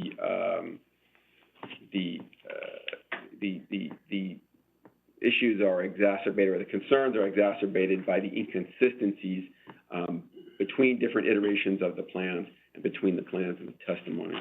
with respect to a WPCA, I do not think that has been established to a reasonable probability that either that the applicant will prevail in the court case and be able to have adequate sewer capacity or connection for this facility without expanding from the 8-inch to 10-inch pipe, or that they will, in fact, successfully be able to expand the 8-inch to the 10-inch pipe and to connect in the much more expensive and perhaps prohibitively expensive way that they received tentative or conceptual approval for without, with the expansion of the pipe. And I think that with that, I believe that this is a project that is not appropriate and would cause a reasonable probability, a quantifiable probability of harm to the public interest. I'm just gonna go down the line, if that's okay. Commissioner Francis? Thank you. Agreeing with Commissioner Brayman, I find the parking really offensive. 43 two-bedroom units, just as part of the project, and there are only 60 spaces total, forcing off-street parking when these streets are totally blocked. The traffic on Sanford, such a narrow street, probably 100 cars coming in and out, parking on both sides of a very narrow street. It's going to be a terrible burden. The sight lines, as people have all testified, are only good in one direction. They're really dangerous for pedestrians and for the drivers. The ramp was started out at an 18% pitch, I think, and went to 15% and supposed to be 12%, according to the professionals. The narrowness of the driveway is 18 feet, maybe he's made it 20. Every time we meet, things are changed, but it's supposed to be 24 feet by both of them. And what I find most telling is the drawings. Every hearing we had, I changed it. The experts, I was re-listening to one of the tapes, and the meeting was on 8/9, and of course, the expert had reviewed the drawings the week before. And he said, oh no, I changed it on 8/8 and submitted it. I mean, it's just, the whole application is so unprofessional. That's all. Commissioner Levy? Thank you.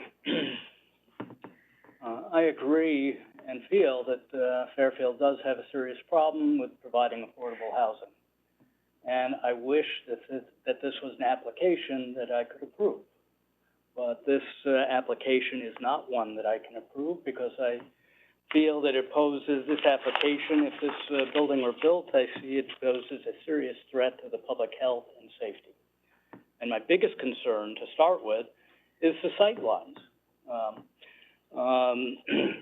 Where, in the excellent summary that Mr. Wendt has prepared for us, I think there's one serious understatement. You state that the orientation of the building very close to the street presents a challenge for both pedestrian safety and exiting vehicle sight lines. I see it not as a challenge, but as a serious threat to pedestrians on Sanford Street.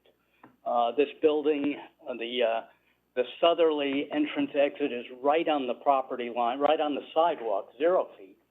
And I think that if you scale it, I think it's about 7 feet for the northerly entrance. And these are in and out entryways where a driver has to contend with vehicles coming in, vehicles going out. Sanford Street, we know, is regularly fully parked. It's narrow. There's cars that back up from the light. You're lucky if you can get through that light on Sanford and Post Road in more than one, if not two cycles. I mean, it's a mess back there. But here, you've got 0 feet, 7 feet. You've got a garage door that you have to go up and down. You got to get your vehicle out. And where is that vehicle going to be? Your average vehicle is 14.7 feet, right? At what point are you going to see a pedestrian? Or what I see is, as many of you know, I bike often, and a problem that I see regularly, particularly coming out of Roland Road where we have excellent sight lines, is what I call salmoning. And that's a kid on a bike or on a scooter who's going the wrong way on the sidewalk. And if you've ever had that, where you're looking left to see if there's a car coming, and all of a sudden a kid on a bike or scooter is on the sidewalk coming from your right, that is a serious problem. And it's just a matter of time before some kid gets killed, because number one, if you're coming out of the southern driveway, you're not going to see anybody coming down Sanford Street there, or you're blocked on the other side. And then at what point are you going to see them? When half your vehicle is on the sidewalk. Well, at that point, it's a little bit too late. So I don't see it as a challenge for pedestrian safety. I think see it as a direct threat to pedestrian safety.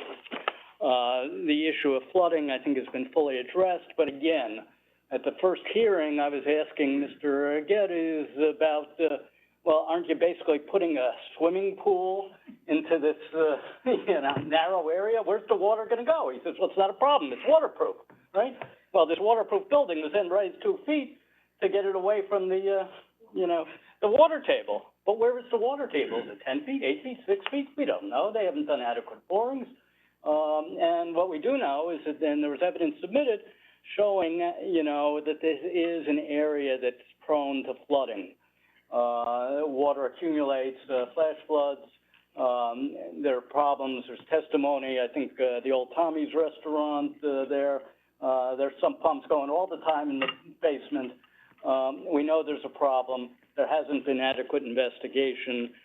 Flooding is an issue which is going to create problems for all of the neighbors in this area. And then finally, the issue, which I think has to be addressed head-on, is the issue of credibility of the designer, architect, developer, owner, whatever, Mr. Geddes. His credibility leaves a lot to be desired, and to my mind, his testimony should be discounted in full. His testimony about the entry and exit ways, whether it's 18 feet, 20 feet, 24 feet, was all over the lot, and that is not credible. That's somebody who is trying to say whatever is necessary to get this project approved for his own financial benefit. As to where the water table is and the impact, I mean, he was all over the lot, and whether he's an architect, a draftsman, or a builder, I don't know. And the fact that he's got a family member who certified these plans with all the errors that are in it, all the discrepancies, it'd be like my submitting a brief with nothing but typos and flaws in logic. So these plans were not fully vetted. Mr. Geddes' testimony, I think, should be disallowed and discounted in full. Thank you. Thank you, Commissioner. I just have two quick questions or 2 points for clarification. And I don't think it won't change anything, but just for the record. I believe in the last meeting, the applicant said the owner would have assigned parking. I really don't think that's gonna alleviate anything, but just so we're correct that, or did he not? I don't believe that they committed to that.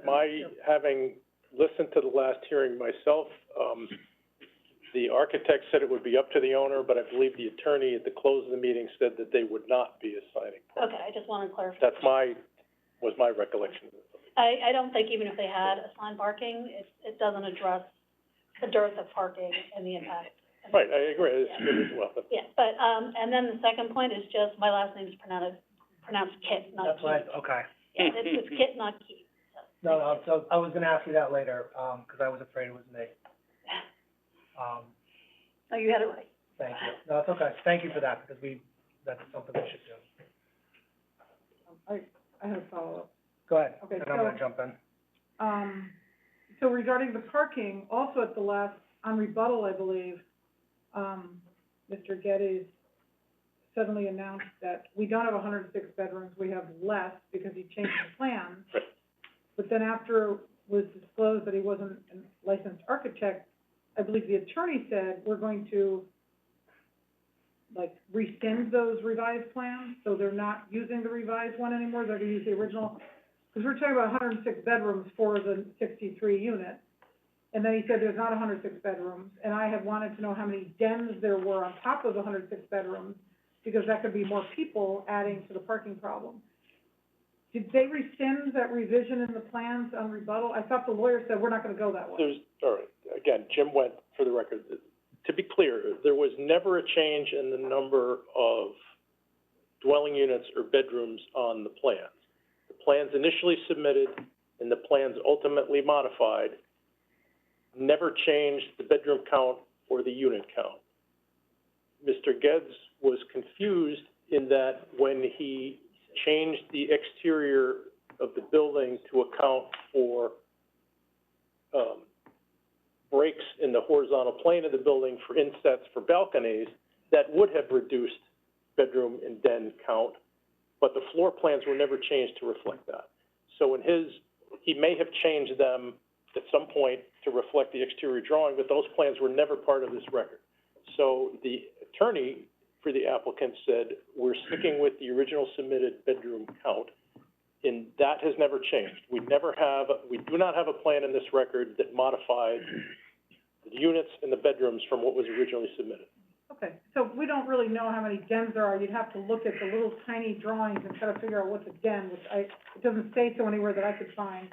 But in my opinion, he said there were dens, he didn't know how many early on in the hearing process.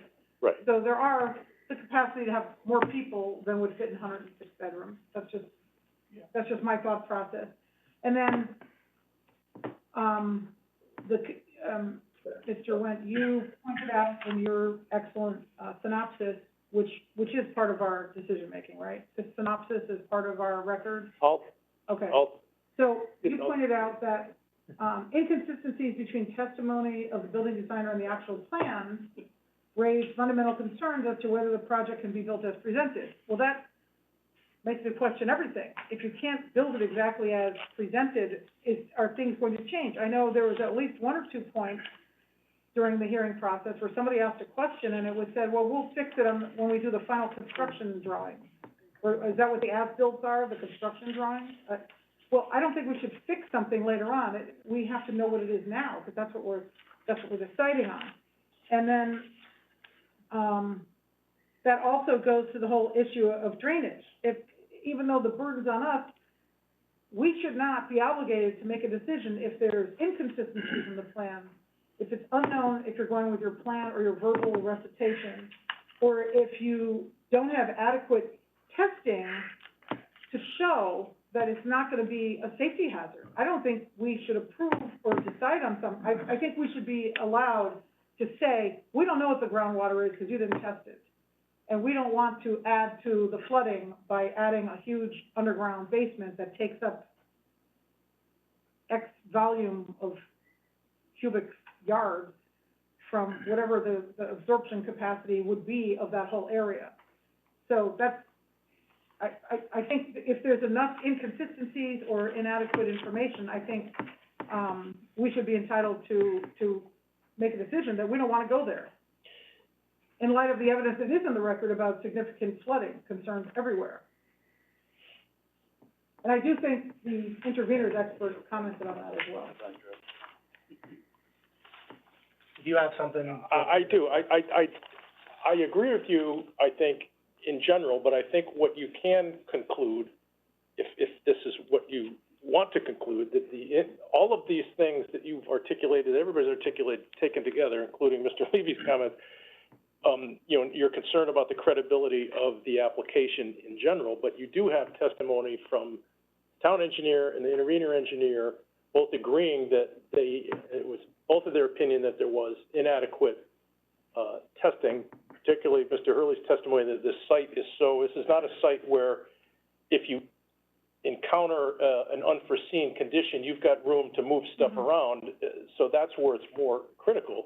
So all those things, in my opinion, could lead you to a finding that all of those factors lead you to conclude that the project is likely to result in contributing to excessive flooding, which is a detriment to the public health and safety. Because we've seen photographs of people on the sidewalks, not in the road, Correct. where there's 2 or 3 inches of water on the sidewalk. Correct. That means if there's 6 inches in the road, I don't know how high the sidewalk, but thank you, that's all I got. Commissioner Levy? Yeah, just to, follow up on that point, to my mind, it's not a question of the uncertainty, being an issue. To my mind, the credible testimony is that this project will create flooding problems in the area and particularly for abutting owners. So based on the testimony, I think that we have more than enough to find, that this presents a real problem in terms of flooding and a threat to, the neighborhood. Which is where we've normally, in the past, we've had potentially just the applicant's expert giving an opinion and evidence without a contradicting expert saying there isn't sufficient evidence. In that case, when we just have the one expert saying it, it's hard for us to kind of go against that without evidence in the record for an 830G application, which is, you know, a weakness I think we've all recognized in the past and have, but we don't have here at the very least. So, I will be brief because everybody's been fairly exhaustive and comprehensive in a good way. I don't mean that, negatively in this at all. I am very concerned with the sightline and pedestrian issues. I credit the experts that note that a parked car should be considered in this instance because it is a side street. There are parked cars regularly there, and we should be expecting them to be there. And if they're regularly going to be there, they are an obstruction by all accounts, especially if you consider most cars have tinted windows, which you can't even see through, so you can't even get the potential of seeing through them. Had this been on the post road, an actual public state highway, then a major thoroughfare, then maybe that's different. And in fact, I think we've had that testimony in the past with Beach Street, where the thought was we can't use parked cars there because it's they're intermittent. That's not the case here, and I would think logic and common sense would support the two experts opining that the parked cars are obstructions, in addition to their own expertise. The parking is a major issue too. Mr. Wendt rightly shows that it's 0.95 spaces per unit, but the more important thing is, I think, the applicant's own admission that 15 cars will need to park off-site. So you can't say it's a 1-to-1 ratio, spaces to units. They are acknowledging 15 cars are gonna have to be parked off-site. Between being unprecedented, we have an area where we have parking issues to begin with. We have the train station right there, which affects not just parking, but also adds to the pedestrian issues as well. The notes about the garage configuration, the slope, the size, the width, the fact that you may go into one and not see spots and now have to maneuver because in a very tight spot, mind you, because if you're not parking, it's because there's no parking in any of them. Now you have to maneuver your way back out, which I would think adds to the trip generation potentially. And not just 1 or 2 cars that need to be doing this potentially a day. We're talking potentially 15. That in itself is a trip generation for some applications in its own right.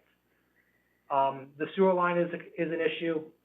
We normally have applications that come with sewer line approval. They have a pending appeal, which I will take note. I don't think we can reasonably predict one way or the other.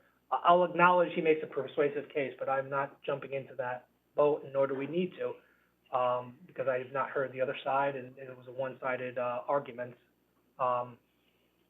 And he gave the impression that he had to wait on us to go back for the going from 8 to 10 inches. I'm not sure that that is accurate. That's probably more of a practical thing, that he probably could have gone back to them without having to wait for us. But I think that is more of a secondary issue. The main threats to public safety, in my mind, sightline, pedestrian, parking, the drainage issues as well. If there's ever water in the garage, it's a matter of whether it can be pumped out. But if at any point that water seal garage fails, water is getting in as it usually does in the other neighboring areas. And I don't think pumping it out by truck is going to be the way to handle it, nor will they be able to keep up with it. And that's all as to, those issues go to the fact that I believe that there's substantial threats to health, the public issues, health, welfare, the community of this town, that I don't think can be addressed by any reasonable modifications that I can think of. On Beach Street, we reduced it because we had an issue with the height and it affecting the neighboring historical district.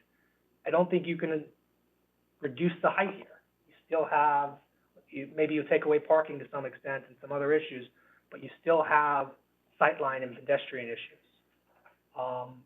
And aside from doing something simple like that, it would take too much for me to redraw this application to, I think, fix the sightline and pedestrian issues that have been raised by the commission and have been outlined by Mr. Wendt. And I don't think that is a reasonable undertaking for us to do, under the scope of 830G. They need to come back to us with, to be frank, a complete application. To have the staff report suggest there's such incongruities that they question whether this building as presented can be built is a massive statement.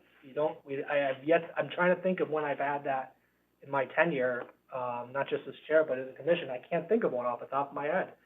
And even during the application, we had the expert from the intervener who credibly said that there were issues he could not yet opine upon because the answers there was not enough sufficient information provided, which was then provided later. So, that's highlights the narrative of this application that this town does need affordable housing by the state statute, and this commission has not been afraid of putting an 830G project in the downtown. We did it twice.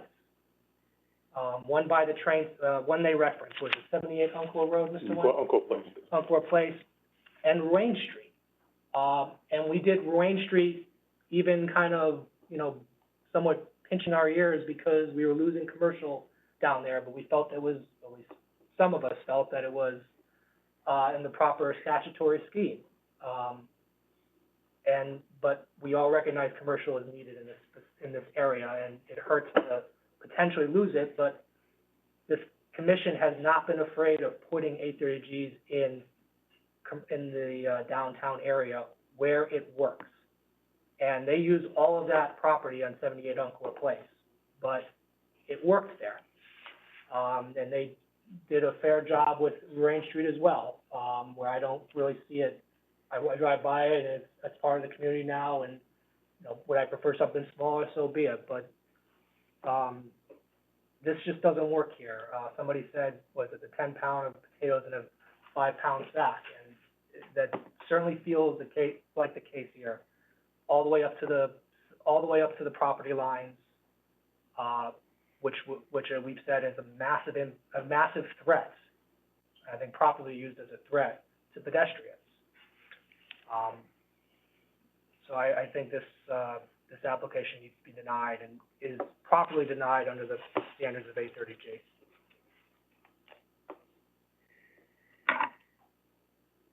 So having said that, I think we are again somewhat in the right track, but my thought would be, let's move on to the intervener for the third topic, see where we are with that, and then go back to votes on the three to see if we need time to develop I think we're pretty clear of the consensus aspect of this application, the regulation of the site plan amendment. If we want the additional time to draft I'll talk to Mr. Wendt about whether we need the additional time for a commission statement or if we've given enough information at that point. But unless anybody has an objection or any other additional comments, we're rightfully taking the right amount of time with this application, but it is 8:25.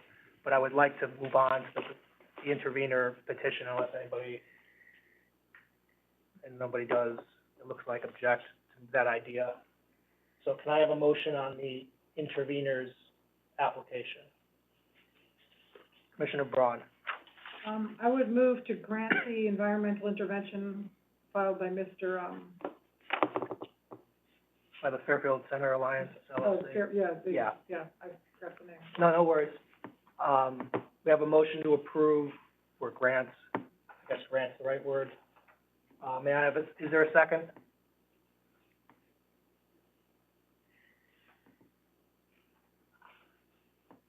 By that, can I ask a clarifying question? Yes. Sure. But do I take your motion, Commissioner, to say that you are, hang on, I gotta get the mic, the correct nomenclature. Excuse me.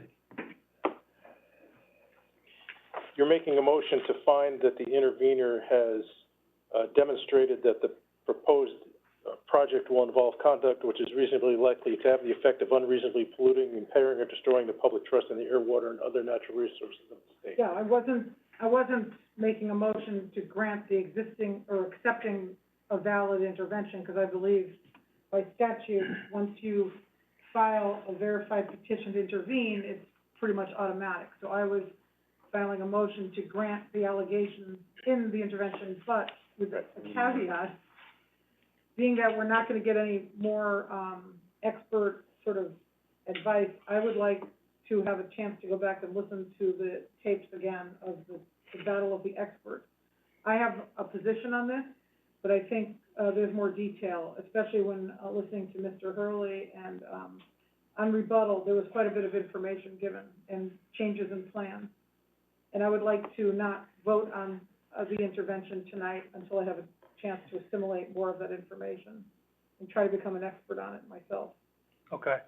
So with that caveat, the motion is, as Mr. Wentz said, to approve or to find, I'm not used to it as well. What's the verbiage? Yeah, the verbiage of the intervention statute dictates that you have to find that the conduct that's involved in this application is or is not reasonably likely to have the effect of unreasonably polluting, impairing, or destroying the public trust in air, water, other natural resources of the state.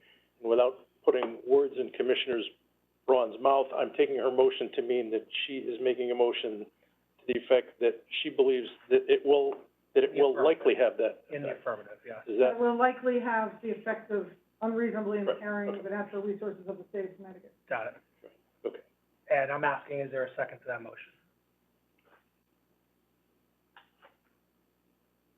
Was there a second, or? Oh, I'm asking, yeah, I'm waiting, Oh. sorry.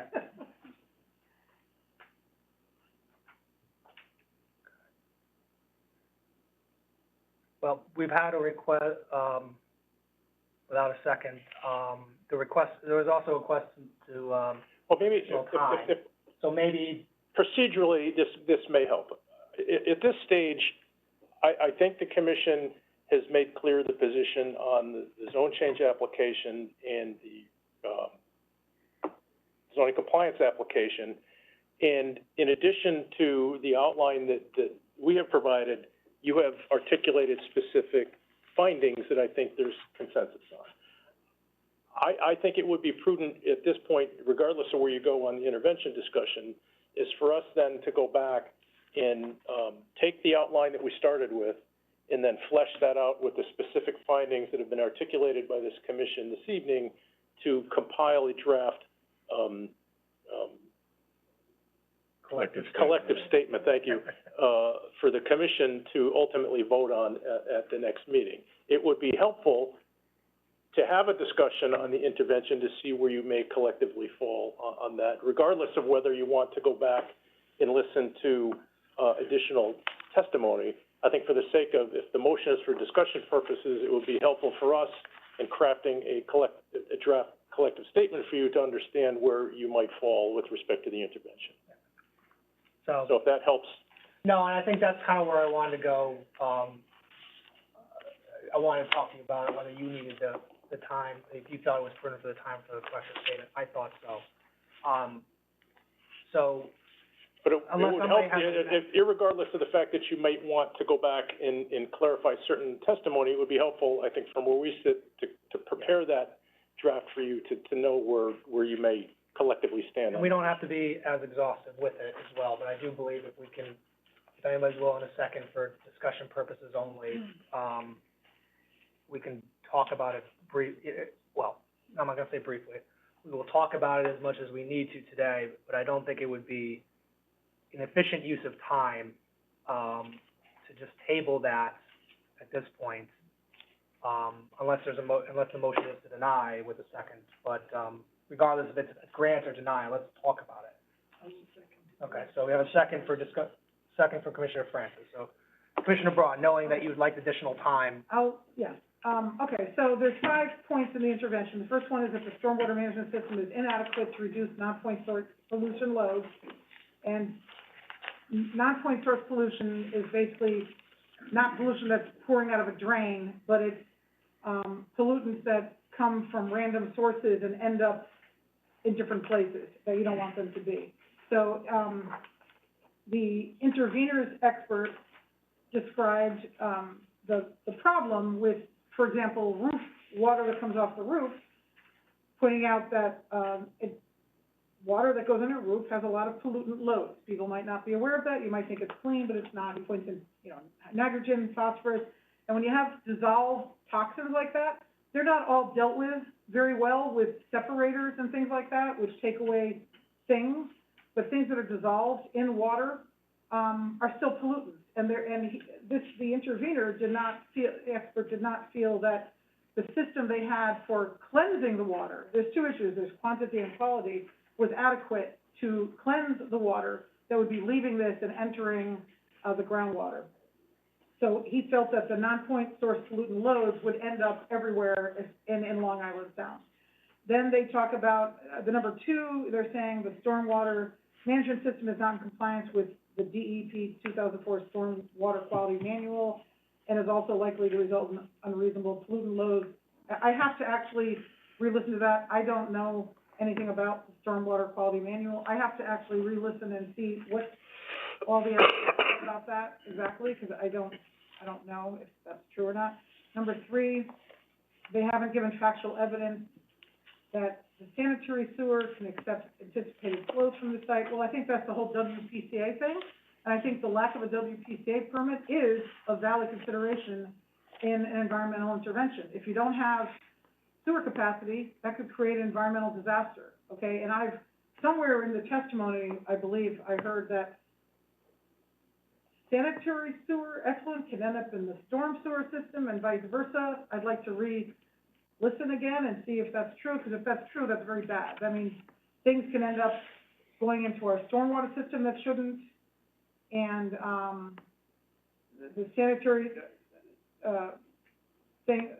system can be overtaken with too much effluent. I'd like to understand it a little bit better, because we did have 2 or 3 experts on that. We had the architect, the engineer, the intervener, and then we have Mr. Hurley as well. Commissioner Braun, 1 second. For number 3, is it the sanitary sewer or is it the drainage? Sanitary. He's saying sanitary sewer. Okay. But it could end up going, if it overflows, it could go into the storm, out into the world, not into the, Thank you. Sorry to interrupt. And so that to me is the WPCA. And I have a question actually, and maybe Mr. Went knows this, but if this is an environmental intervention under 22A-19, is the burden of proof the burden of proof would be on the intervener, right? But when we review this, do we have an 8-30G sort of burden, or do we just say the intervener has satisfied it? In my opinion, in the first 2 matters, the regulation amendment and the zoning compliance, you definitely have the 8-30G burden. Yes. In my opinion, that does not apply to the 22A-19 I agree with you. intervention. So I think it's a much, if you'll allow the term, a much squishier standard in that it's simply, I think, the commission needs to articulate whether or not the intervener made the case that you think it's reasonably likely to occur. It's a less burdensome standard than applies to the 8-30G. So we would be wearing our normal zoning hat and having the discretion we normally have in whether we believe the intervening party, which is kind of like an applicant here, has satisfied their burden and we would not be bound by the 8-33 burden on top of us. That is my opinion, yeah. I agree with that, yeah. And then number 4, they're talking about the same thing we've been talking about, which is the underground garages and the displacement of whatever water there is there, and along with the inadequate testing, we don't really know what the result is. But they're saying, and I believe with an with a 22-19 intervention, inadequate information is a valid basis to say there could be an impairment of natural resources, because you have not given us enough information to conclude there won't be any harm. I believe that would be valid. And I think, we do have experts that are saying there's not adequate testing and there's inconsistent information, and that is enough of a basis to say that this could cause unreasonable harm, the displacement of water.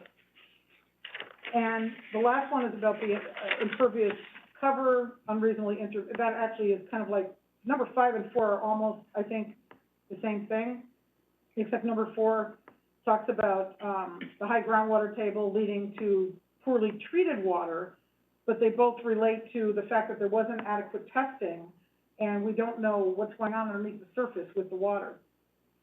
So I feel that, I believe that the intervener's expert, along with Mr. Hurley, support the intervention, but I would really like to listen in more detail to all the, watch the hearings again, just to see what the applicant's expert said in more detail. I have their written statement, but you really have to listen to all the detail.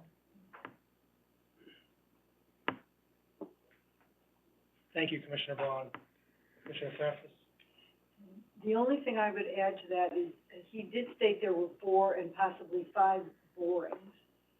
He didn't know over the last 2 years. But it matters when you do these. If you do it at high water season, January to March, and high tide, you will get the most accurate results. And I have no belief that they did that. And then, you know, as you stated, it's all the water that's already down in that section of town and further east, west on the Post Road, east on the Post Road, and across the Post Road. There are water problems in basements. You know, you see some pumps in Brick Walk. You see them further down in the old post office. This is a very wet, low area, obviously. And it's hard to know which expert to believe. But there certainly was a lot of opposing testimony. Thank you, Commissioner Francis. Any comments from the other members of the commission?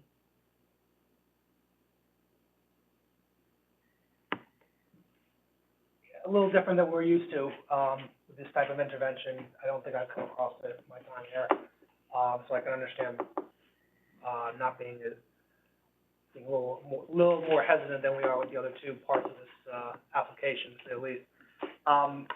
I would like, additional time is good, because we needed, I think a collective statement is a good idea, a smart idea, and additional time for this would be helpful. I'd be curious to re-listen to Mr. Hurley. I think he opined on this, more in line with the intervener than he did with the applicant. Is that accurate? It is, and I think in going back to the discussion that we had a moment ago, I think it's, you need, it falls into the same category as some of the others, is you as the fact finders get to determine who you find to be the most credible expert, and whether or not the intervener has made the case that the unreasonable impairment or pollution is likely to occur. It's a much more nebulous standard than typical, so it's a little bit, as I said before, it's a little squishier. There's competing testimony here that conflicts, and it's you need to make a collective finding as to whether or not the intervener made the case or not. I'm hearing that at least preliminarily, that there's a motion that the intervener has done so, we can move in that direction. I think we have enough, at this point, from what you've articulated on the other two matters, to craft now a more formal draft collective statement for the commission consideration and vote at the next meeting. Okay. Is there any, I mean, for any member of the commission, as you heard Mr. Wen, he's, I think Mr. Hurley's, testimony helps support and, better, I don't wanna say break the tie, so to speak, but, 2-to-1, so to speak, but he is part of our he is a member of our department. I mean, it has been common for us normally to follow advice of our own department, not just because they're our own department, but, they've earned our trust and respect over the years, and finding anything, finding anything so substantial to disagree with, and I think we disagree with them in the past. Beach Street jumps to mind with sightlines at the very least. That, we normally follow that route, unless any member of the commission would disagrees with Mr. Wen's, kind of assessment that, or thoughts to present statements for our consideration at the next, hearing, a statement about, this application, this affirmative, this application, the intervener's application, getting a collective statement in the affirmative of that standard. Please let us know now so we know, essentially. I mean, as it is, we're granting the petition, at the same time, though, we may potentially be denying things, so at the same time, at the end, we're, if we find the individual's claims are supported by the record, we determine if there are feasible alternatives for the requirements, well, we're going to, I think, potentially denying the application, so I think that's just more for going up if there is an appeal. Commissioner Brayman. Thank you. I would like to study the, intervention petition a little more as well. I agree with Commissioner Braun, but I find, preliminarily, I find the most merit in points 3 and 4. That's not to say that there may not be merit in points 1, 2, and 5, but I find points 3 and 4, the most compelling. Thank you. Okay, so. If I may be so bold, Mr. Chairman, I think at this point it may be prudent to entertain now a motion to table That's where I'm going. the entirety of this so we can then proceed with the balance of the agenda. Okay, so we have motions by various individuals, as we've heard. I would ask at least, I think, Commissioner Harrison made the motion to deny the regulation. Commissioner Kitt denied the site plan application, and Commissioner Braun to to make a finding in the affirmative, the petition. Would you be willing to withdraw those motions for motions to table? Question, do we have to withdraw it in order to table it? Oh, no, you can. I don't think it's necessary. A motion to table would supersede the previous You're right. motion, Okay. so if My mistake. someone wants to make a motion to table, I Why don't don't we- think it's necessary to withdraw the Yeah, I'm previous. sorry, and we have to go to the second. Is there a motion, as we said, is there a motion to table these 3 items? So moved. Commissioner Brayman and Commissioner Harrison. second. What is the motion Second. for table doing again? We are not voting on these items, Oh, okay, 15 with regard to 15 Uncle Road. okay. We will address them at the next hearing, with the understanding that we've asked staff to create a collective statement for certainly the first 2, and then maybe a collective statement or more understanding with, respect to the Will we last. be able to speak again next time if we? We will be allowed to speak. I may want to say, let's not, reiterate everything, so to speak, at least the last one, we probably need to have a little more discussion. I think I think at this point, we Fairly can boil down the statement to what we've heard that I believe there's consensus on, and to the extent you need to, add to that Yeah. or modify it, at the next time, you'll have the opportunity to do so. Thank you, Thank you. thank you. And Okay, it is our intention to get that to you, in advance, so you have enough time to consider it and to consider any changes you Yep. might wish to offer. okay. Can we vote on the motion to table? All those in favor, please say aye or raise your hand. See 7 hands, so it passes unanimously. Going back to our agenda. Page 3, item C. Yep, I apologize to the people in the room and to the, people joining us remotely, but, I think as everybody knows, that was a fairly important application that needed consideration. But going back, we now are old business, item C, 723 South Pine Creek Road, subdivision and coastal site plan application of Montauk Builders LLC for 2 lots in a B zone. Mr. Wentz. Okay, Mr. Chairman, the subject parcel is on the easterly side of South Pine Creek Road. The site is 1.1 acres in size and currently is improved by an existing two-family dwelling constructed in 1928. The site is in a Residence B zone that permits a two-family dwelling with a minimum lot area of 9,000 square feet. The proposal entails the demolition of an existing dwelling, the division of the lot into 2 conforming lots with gross areas of 21,787 and 26,026 square feet respectively. After netting out the area of tidal wetlands, those lot areas net out to 10,700 and 10,400 square feet. New concrete curbs, sidewalks, and driveway aprons are required and proposed. With regard to the coastal site plan, the record includes a staff report dated August 17th. The report recommends steps to reduce the footprint of the proposed fill, including recommending the detention system shown in the rear of the proposed home should be split between the front and rear yards, as the front yard has higher existing grades. In addition, a redesign of the rear surface parking should be considered to reduce the footprint of the proposed paving. The following additional conditions were also recommended.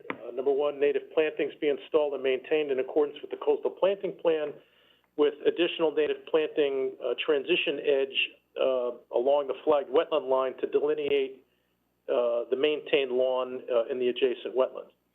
Number 2, the architectural plans shall conform to Section 32 of our regulations with respect to flood protection. 3, soil erosion and sedimentation controls shall be installed and maintained during the entirety of the construction period. And 4, applicants shall coordinate with the engineering department regarding revisions to the detention system. And during the hearing, it was confirmed that the applicant is amenable to all those proposed conditions. That is all I have at this point, Mr. Chairman. Thank you, Mr. Wentz. May I have a motion on this item? To approve?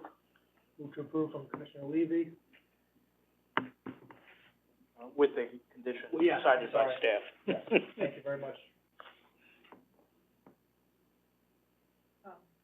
Second. I need someone to sit in for me on this one. Oh, that's right, okay. So Commissioner Braun is recusing herself. Is still Commissioner Kett? It is. I note that we only had 5 commissioners present, and I don't know who's caught up on the tape or not, but if need be, Commissioner Leahy, if he's still on the phone, would be eligible to vote if he was also present. Commissioner Harrison, are you up to speed on this? I'm up to speed on that. I watched the Fair TV. Commissioner Harrison. Commissioner Francis, are you up to speed on this item? No. Okay, so Commissioner Francis is, taking a break. 1, 2, 3, 4, 5, 6. Commissioner Leahy.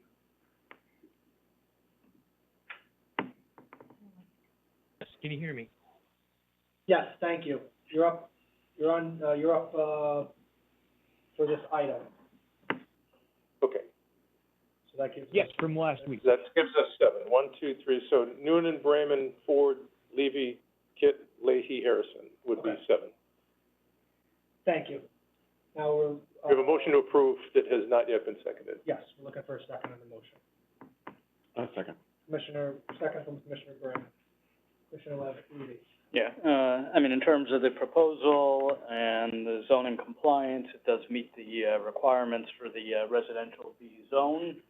So based upon that, I would approve the proposed plan in terms of the coastal site plan, assuming the detention system and other conditions are met. It would adequately satisfy the requirements for it to meet the coastal site plan requirements. So assuming we adopt all of the 4 basic conditions, which include splitting the detention system, I think this should be approved. Commissioner Brayman? I agree. I commend the applicant for, working with staff to, agree to or develop, the proposed, conditions of approval. Thank you. Any other member of the commission you heard on this item? I agree with the comments made so far. I do not see a reason to deny, particularly with the conditions that are attached to this motion. So we move to a vote. All those in favor, please say aye or raise your hand.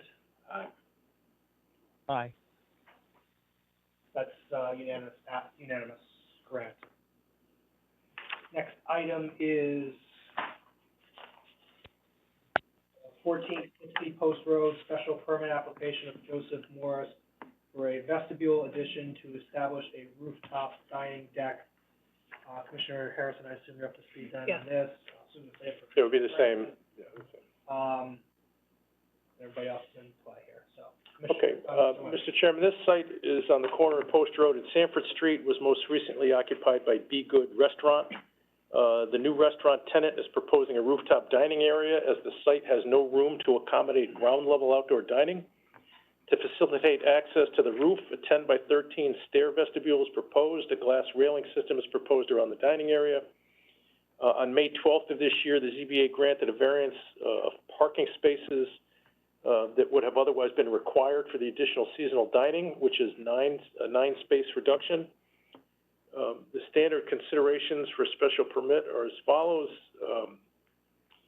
In section 25.7.7 of our regulations is the development shown on the site and architectural plans of such character as to harmonize with the neighborhood, to accomplish a transition in character between areas of unlike character, protect property values in the neighborhood, to preserve and enhance the appearance and beauty of the community, and to avoid undue traffic congestion. That is all I have at this point, Mr. Chairman. Thank you, Mr. White. May I have a motion on this item?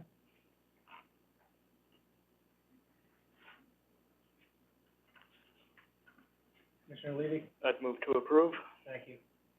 May I have a second? Commissioner Ford? Commissioner Levy?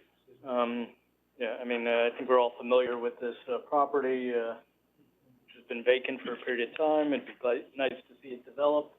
We all know that outdoor dining is very popular in the community. The rooftop, dining would facilitate outdoor dining under the stars.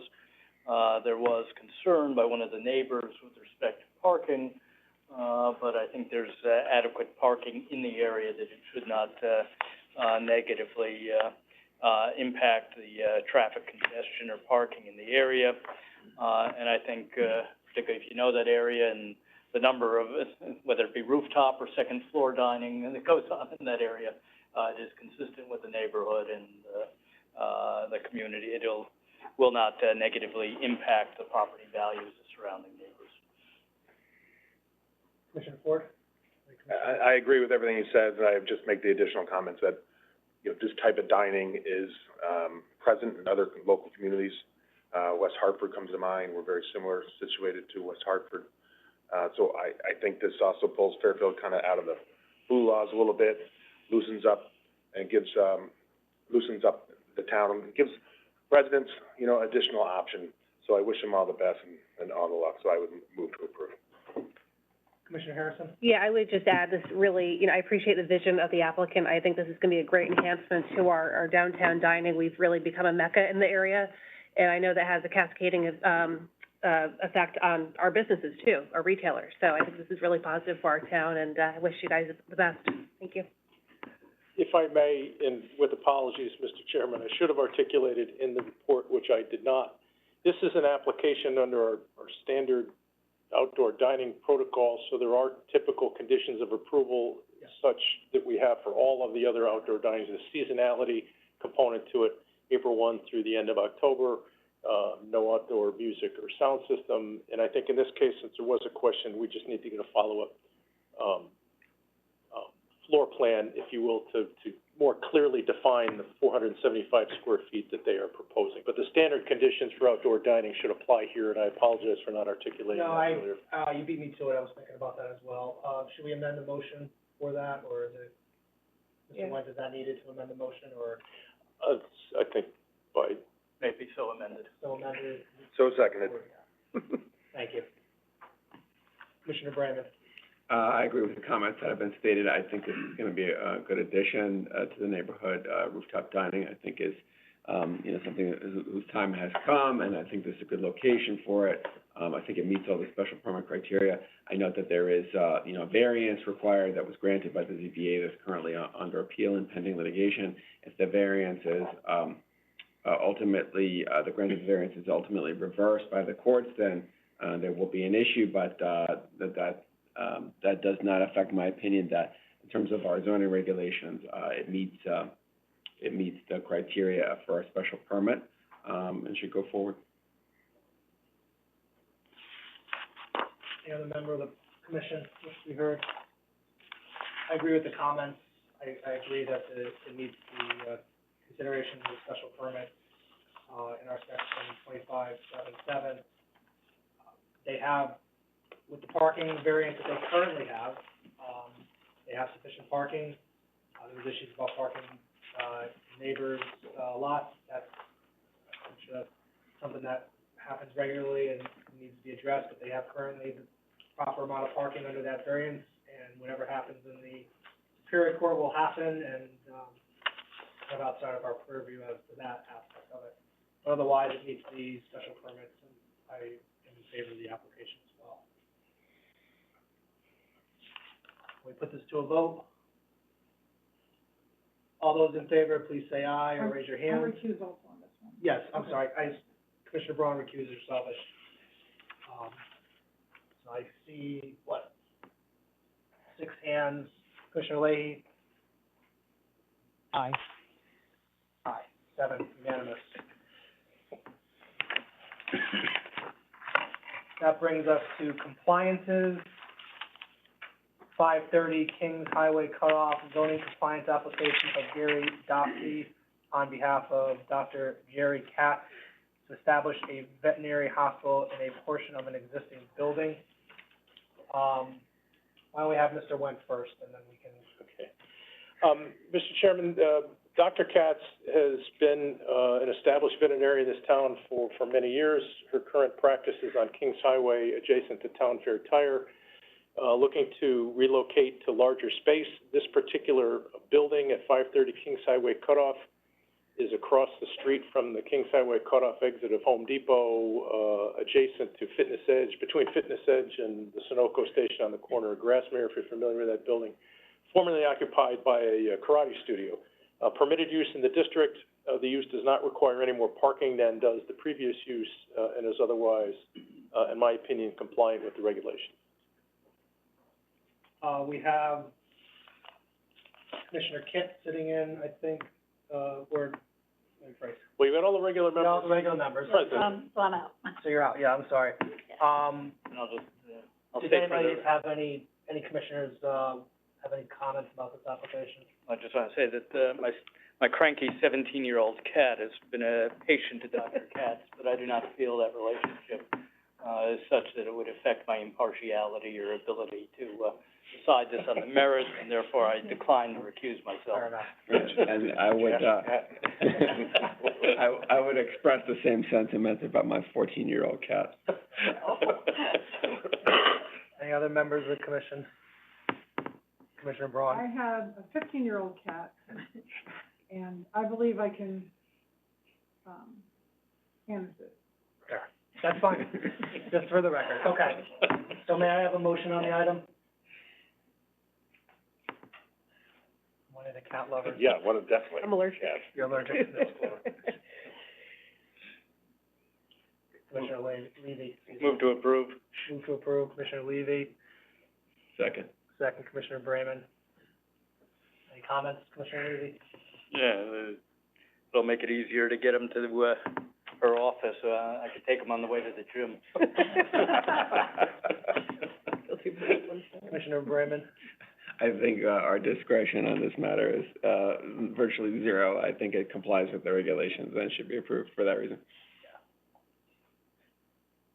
Which is why I'm not surprised by anybody saying that no need to recuse themselves. It complies with our regulations. Precisely. There's nothing more to really be done besides say it complies with our regulations. We can put this to a vote. All those in favor, please say aye or raise your hand. See 7 hands, so it passes unanimously. On to public hearing. 1485 Stilson Road, re-subdivision application of Sand Dollar Development LLC for 2 lots in an A zone. Yes. It's late, Tommy. Soften them up for you, Bill. I'm out. So you're out on this one. So then 801's not going forward, right? 801's not going forward. Screw it. No, go ahead. Do you want me to share the site plan? So, I would, do you want the site plan to be shared, Attorney Fitzpatrick? Sure. For the record, Commissioner Ford is, recusing himself for this application. We have the next one is off, he has trial, so, good luck. Thank you for sticking with us, Attorney Fitzpatrick. Thank you. I appreciate the careful attention to 15 Alcoa Place. Mr. Chairman, members of the commission, for the record, my name's Bill Fitzpatrick. I have a 34-year-old and a 37-year-old. Hopefully Dr. Katz could take care of them. I'm here tonight representing, and for the record, I am an attorney with Russo and Rizzio with offices at 10 Sasko Hill Road. I'm here tonight representing Sand Dollar Development LLC, the owner of property known as 1485 Stilson Road. The principal of Sand Dollar Development is Tom Mason, longtime Fairfield resident. He's here with me tonight. And he has developed a reputation as a premier residential new home builder. Sand Dollar is the owner of the property in question. Property, as you can see, is located on the southerly side of Stilson Road, east of Mill Plain Road. This property is located in the Residence A zoning district, which has a minimum lot area requirement of 9,375 square feet. The property contains an existing home. That's the property on the lower property, if you will, looking at the map. That is in the process of renovation by Sand Dollar. The application before the commission tonight is a re-subdivision application requesting approval for a 2-lot re-subdivision of the property. Proposed lot 4, to the west, if you will contain the existing single-family home, and proposed lot 3 will be the site of construction of a new home. The proposed lots exceed the Residence A minimum lot area requirements. Lot 3 contains 11,519 square feet, in excess of the Residence A requirement of 9,375. Lot 4 contains 20,557 square feet, more than twice the Residence A minimum of 9,375 square feet. In addition, the proposed home on Lot 3 and the existing home under renovation on Lot 4 will comply with all relevant Residence A zoning criteria, including lot coverage, floor area ratio, and comply with all setbacks. There is no inland wetland approval necessary for this proposal. Inasmuch as there are no inland wetlands on site, there is a note to such effect in your file from Sarah Nisi of the Conservation staff. The subdivision application was referred to the Town Engineering Department for review. The Town Engineering Department had several comments, all of which the applicant has or will comply with. The Engineering Department indicated it had no issues with proposed site distance, requesting that the applicant notify the tree warden regarding the tree removal due to site distance. There is considerable growth at that corner, which prevents you from seeing through, if you will. The applicant has notified the tree warden, and there are emails in your file again confirming the tree warden has no issue with the removal of the brush and trees at the corner that the applicant proposes to do. 2 new street trees will be planted in front of each lot as per his request, and the applicant is willing to construct a sidewalk in front of both lots to improve pedestrian safety. In addition, the Town of Fairfield Police Department reviewed the proposed site development plan from a site distance perspective and found the plan to be an improvement of the line of sight.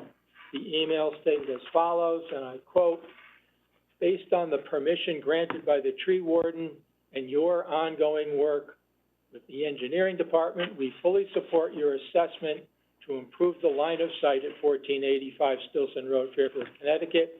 The Special Services Division and Traffic Safety Unit of the Fairfield Police Department fully support your efforts at 1485 Stilson Road. As I stated earlier, I believe this proposal will increase the safety of our vehicular and pedestrian traffic on Stilson Road. That letter was from Hector Irizarry. He's a lieutenant in the Special Services Bureau. The site is served by public water, sanitary sewer, so there are no well or septic issues. The review of a subdivision application by the commission is different from the standard of review applicable to these special exception and special permit applications that the commission often sees. Connecticut case law, specifically Reed versus Plan and Zoning Commission of the Town of Chester, a 1988 Connecticut Supreme Court case, 208 Connecticut 431 states, quote, a planning commission acting in its administrative capacity has no discretion or choice but to approve a subdivision if it conforms to the regulations adopted for its guidance, end quote. I think the application here is relatively straightforward. There's no road construction proposed. I think the record before the commission confirms these proposed lots are oversized, comply with all relevant subdivision and zoning applications. For the reasons I've outlined, I think this application should be approved. Tom Mason, his partner Patrick Polster, and the engineer, project surveyor and engineer Mark Ockman are here with me tonight, and we would be happy to answer any questions the commission may have. Any questions from the commission? Commissioner Braun? We got a letter from a neighbor that believes, just looking at it, a family's name is McTurnan. They are, I'm trying to figure out where they are in relation to... They are to the east, if you will, to the right-hand side. Is Mr. McTiernan here? Yes. Oh, okay, so, well, it's not open to the public yet, I Yes, guess, but I have a question. Could you address what, do you have a copy of the letter? Or I do. could you address what he's saying in the letter? He's saying, the driveway that's being proposed is near the sharp bend, and their property is after the sharp bend, and it's a very dangerous area. School buses, et cetera, buses cannot slow down and stop quickly enough to avoid, they think that the driveway is in the wrong location for safety. Could you address that and explain if there's any other options for putting the driveway farther away from, I guess, their driveway perhaps? Commissioner, I'd rather do so on rebuttal. Let Mr. McKiernan speak if he'd like to, and then I'll address it on rebuttal. It's just a question I have, yeah. Is it okay I mean, to go in that order? yeah, I suppose, yeah. Okay. Commissioner Francis? Is the driveway straight, or is there a place to do a K-turn up there? Or is it a horse? There is a space on the property to be able to turn and head out. So you can Yes. come out.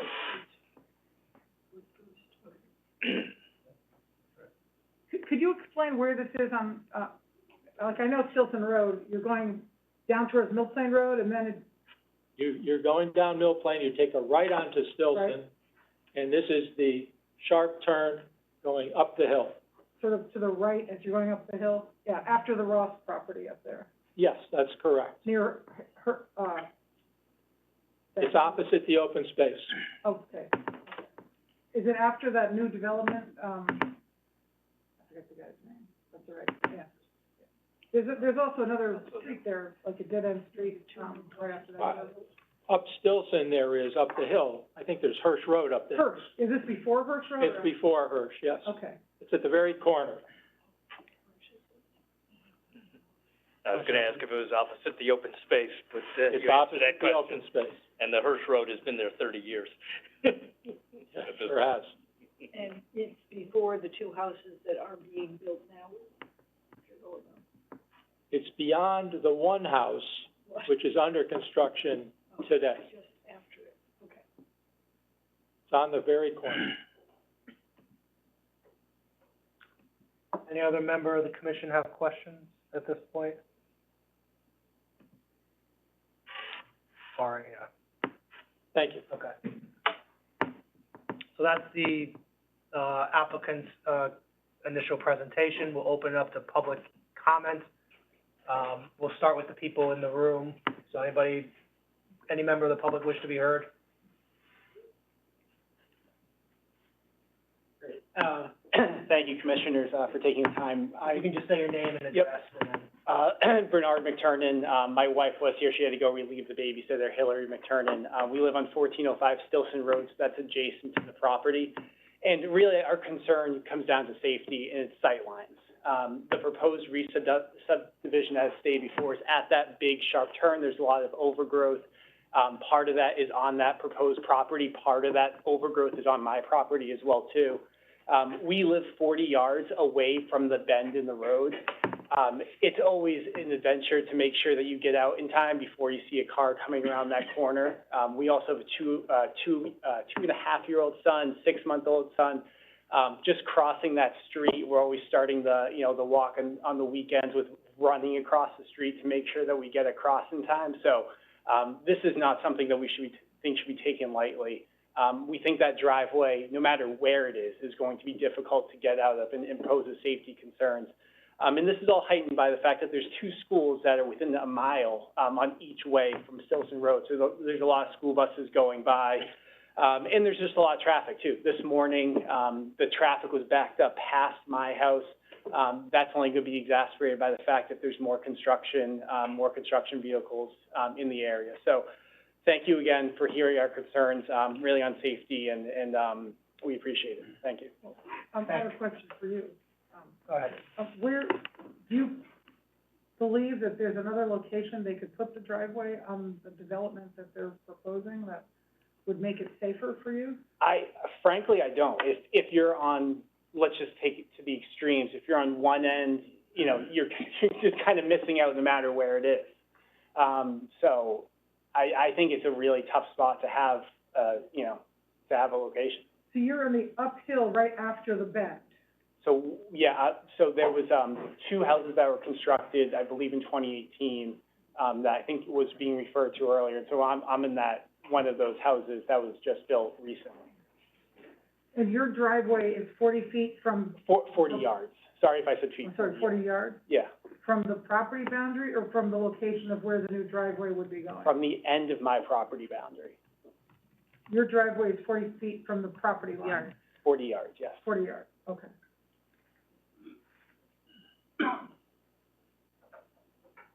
Okay, thank you. Thank you for your comments. Great, thank you. Any other member of the public wish to be heard in the room?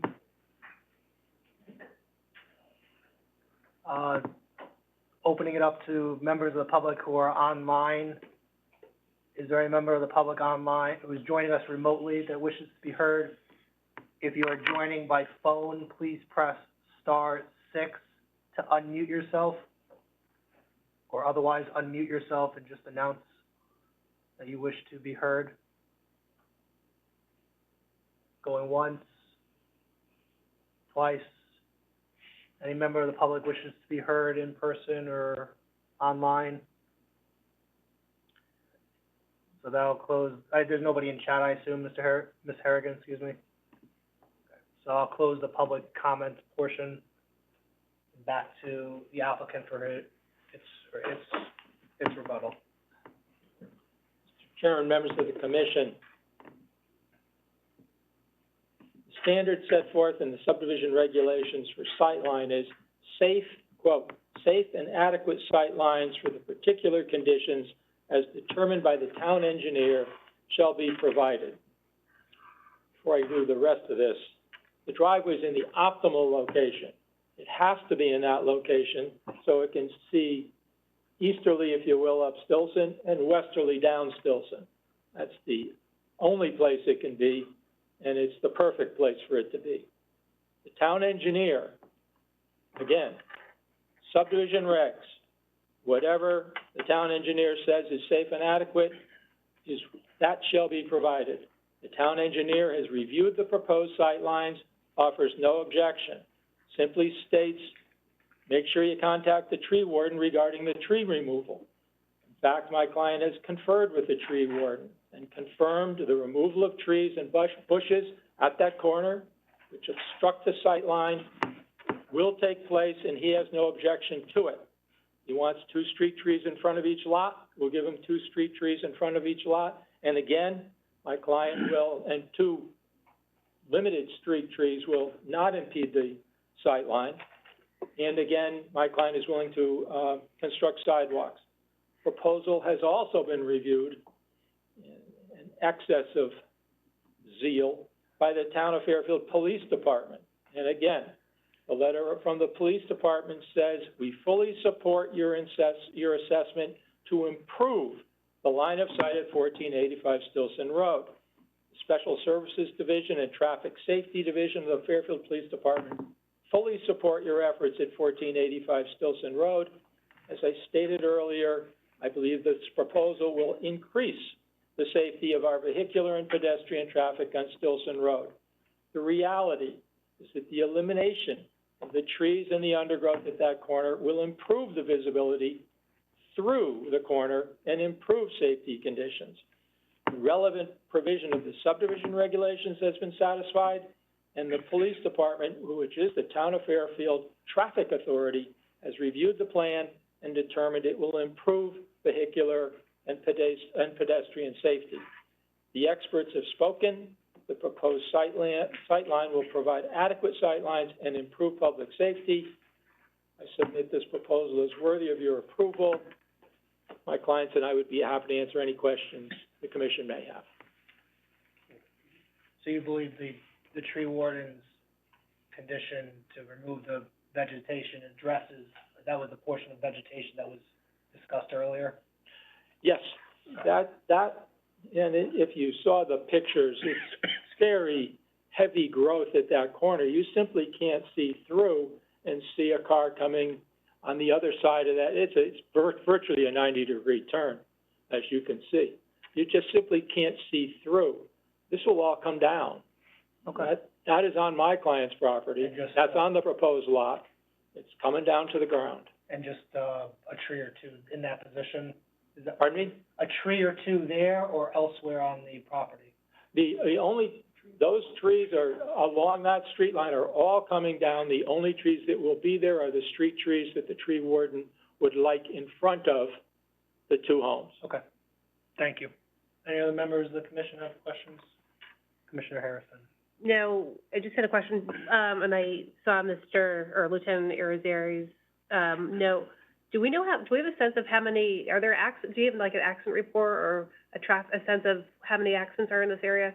I've traversed it many times, and I can say it's kind of a little sketchy, a little iffy. No, for a single residential lot, you wouldn't end up doing a Okay. traffic report, and I don't have any knowledge of accident history. Okay, thank you. And then I have another question. Go ahead, then Commissioner Sorry. Braun, Commissioner Braman. Will the applicant, will he be adhering to the tree warden's, recommendation to plant the trees? Absolutely. Okay, thank you. Needed as a condition of approval, or? That's not a problem. We've already had communications with the tree warden confirming, he wants oaks or maples. We'll do whatever he'd like. We're already in communication with him. If you want to make it a condition of approval, that's more than acceptable. Okay, thank you. Commissioner Braun? I can't find, the engineering report. Is that there's only one set of papers we have, right? Can't find which report? I can't find an engineering report where they're talking about sight lines being better than it was before. Or the tree warden's report. Is that in the original paperwork? Because the only engineering report I have is page 4 of your 94-page package. No, there's a letter dated August 9 Is that from the part of the engineering original department. thing? I see something from Sarah Neese. Commissioner, Mr. West. Okay, The engineering report is in the original link that's attached to the agenda. okay. The police department assessment and the tree warden memo were received this afternoon. Okay, so So they weren't in the link, but were emailed probably around 3:30, 3:45 this afternoon. So, question about trees. How many trees are being cut down and how many trees are being planted? There's significant, really, a number of trees and significant undergrowth and invasives that are being cut down at the corner to provide the very safety, ability to see through that corner that you need. And then there'll be street trees, 2 street trees planted in front of each home, as per the tree warden's request. If my client puts any other trees on the property, they will be near the house. They will not be in that corner, which is what impedes your sight line.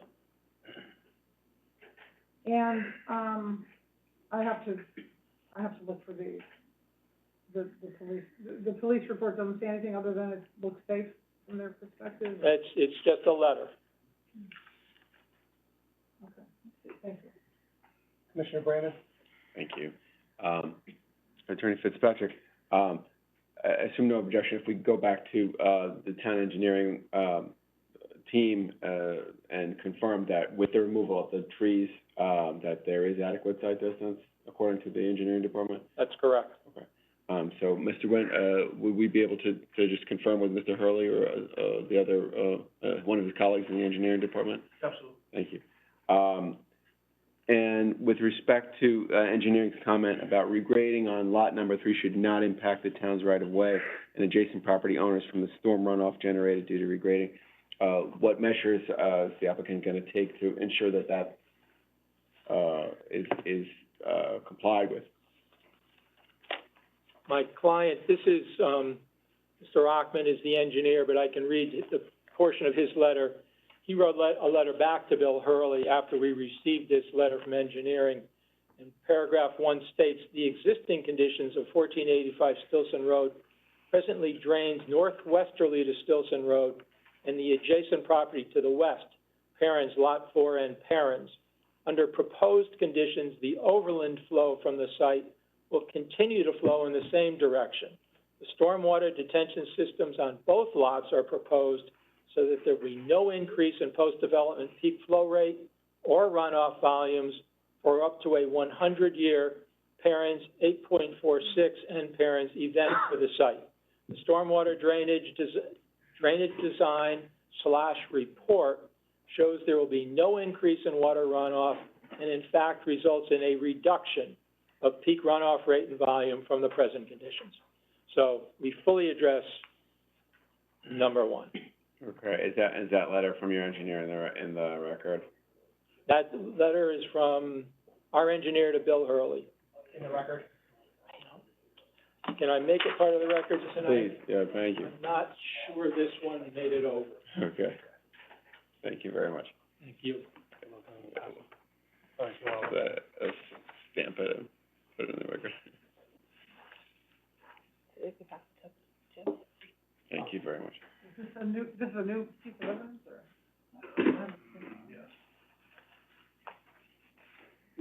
Attorney Fitzpatrick wasn't sure if it was included, so we are doing so out of caution. I don't believe we have this in And the we're record. doing it because we Or no. need it.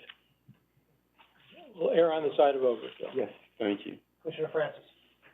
What's the status of sidewalks on the south side of? My understanding, Commissioner Francis, is that there are no sidewalks on the southerly side. There are sidewalks on the northerly side that I saw.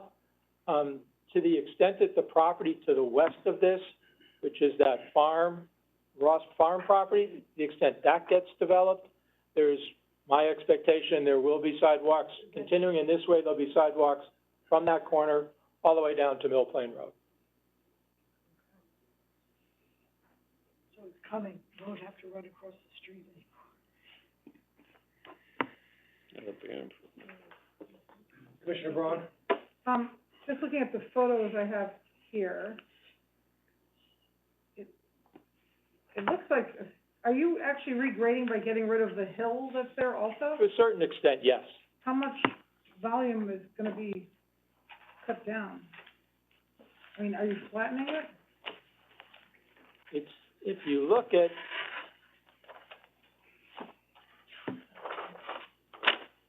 site plan submitted, site development plan, you can see they include a 3-foot retaining wall along the easterly boundary and then the grades proceed from east to west.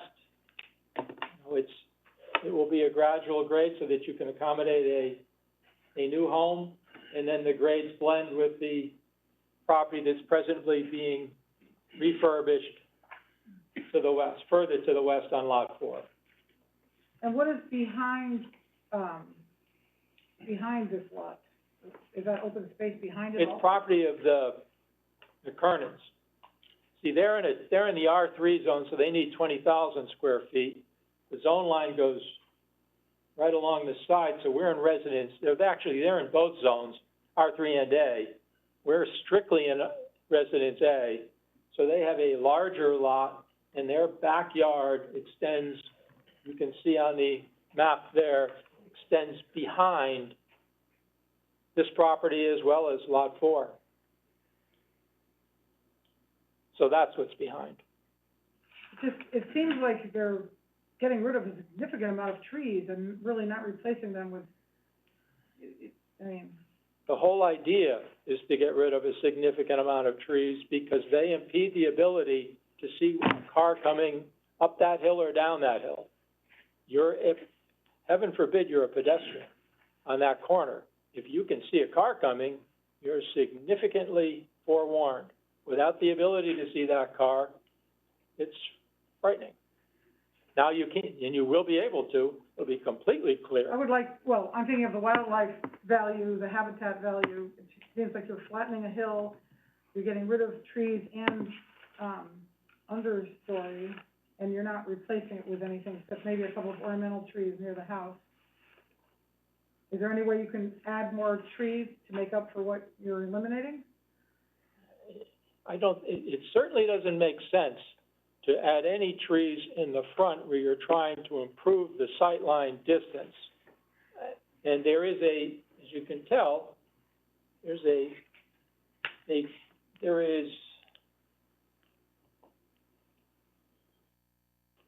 also a 3-foot retaining wall to the west of this lot, so you have to terrace. This lot terraces 3 feet down to Lot 4. I'm certain my client will include landscaping as part of the new home package. That's a routine for new home builders, and Tom Mason's a good builder. But it doesn't make any sense to try to replace tree for tree, because you're trying to clear out something which is a rather significant traffic hazard at present, at that corner. That's the whole idea. I think, in this day and age, with flooding and climate change and habitat loss, we should be looking at the ecological value of property when we clear cut something that looks pretty nice. Like the hill with... If you drive by, it really doesn't look pretty nice. And there is no Conservation Commission jurisdiction over this. It's the subdivision regs. The subdivision regs have no tree-for-tree provision. I'm dealing with a responsible builder who will act in a responsible fashion. I don't think it makes sense for me to try to tie his hands further in terms of the kind of landscaping he'll put on this lot. Thank you. I believe it's within our jurisdiction to require some kind of replacement for the natural habitat that's being lost. I believe any regulation requires that. Commissioner So Francis. you will have a tree belt where you will put the 2 trees for each home. A tree? And then a Yes. 4-foot sidewalk and a 3 or 4-foot tree belt. I think the town And usually the looks for retaining- 4. Whatever the town looks for, we'll put in front. And then the retaining wall. The retaining wall is going to be on my client's property. It's not going to be along the street. Right. It'll be on the 2 borders. So you'll probably put landscaping plants up on the front lawn. which It's won't entirely impede the possible in driveway. front of the house. Yeah. But that is a 4-foot tree belt and a 4-foot, at least a 4-foot sidewalk, right? Whatever the town requires is what the sidewalk will comply with.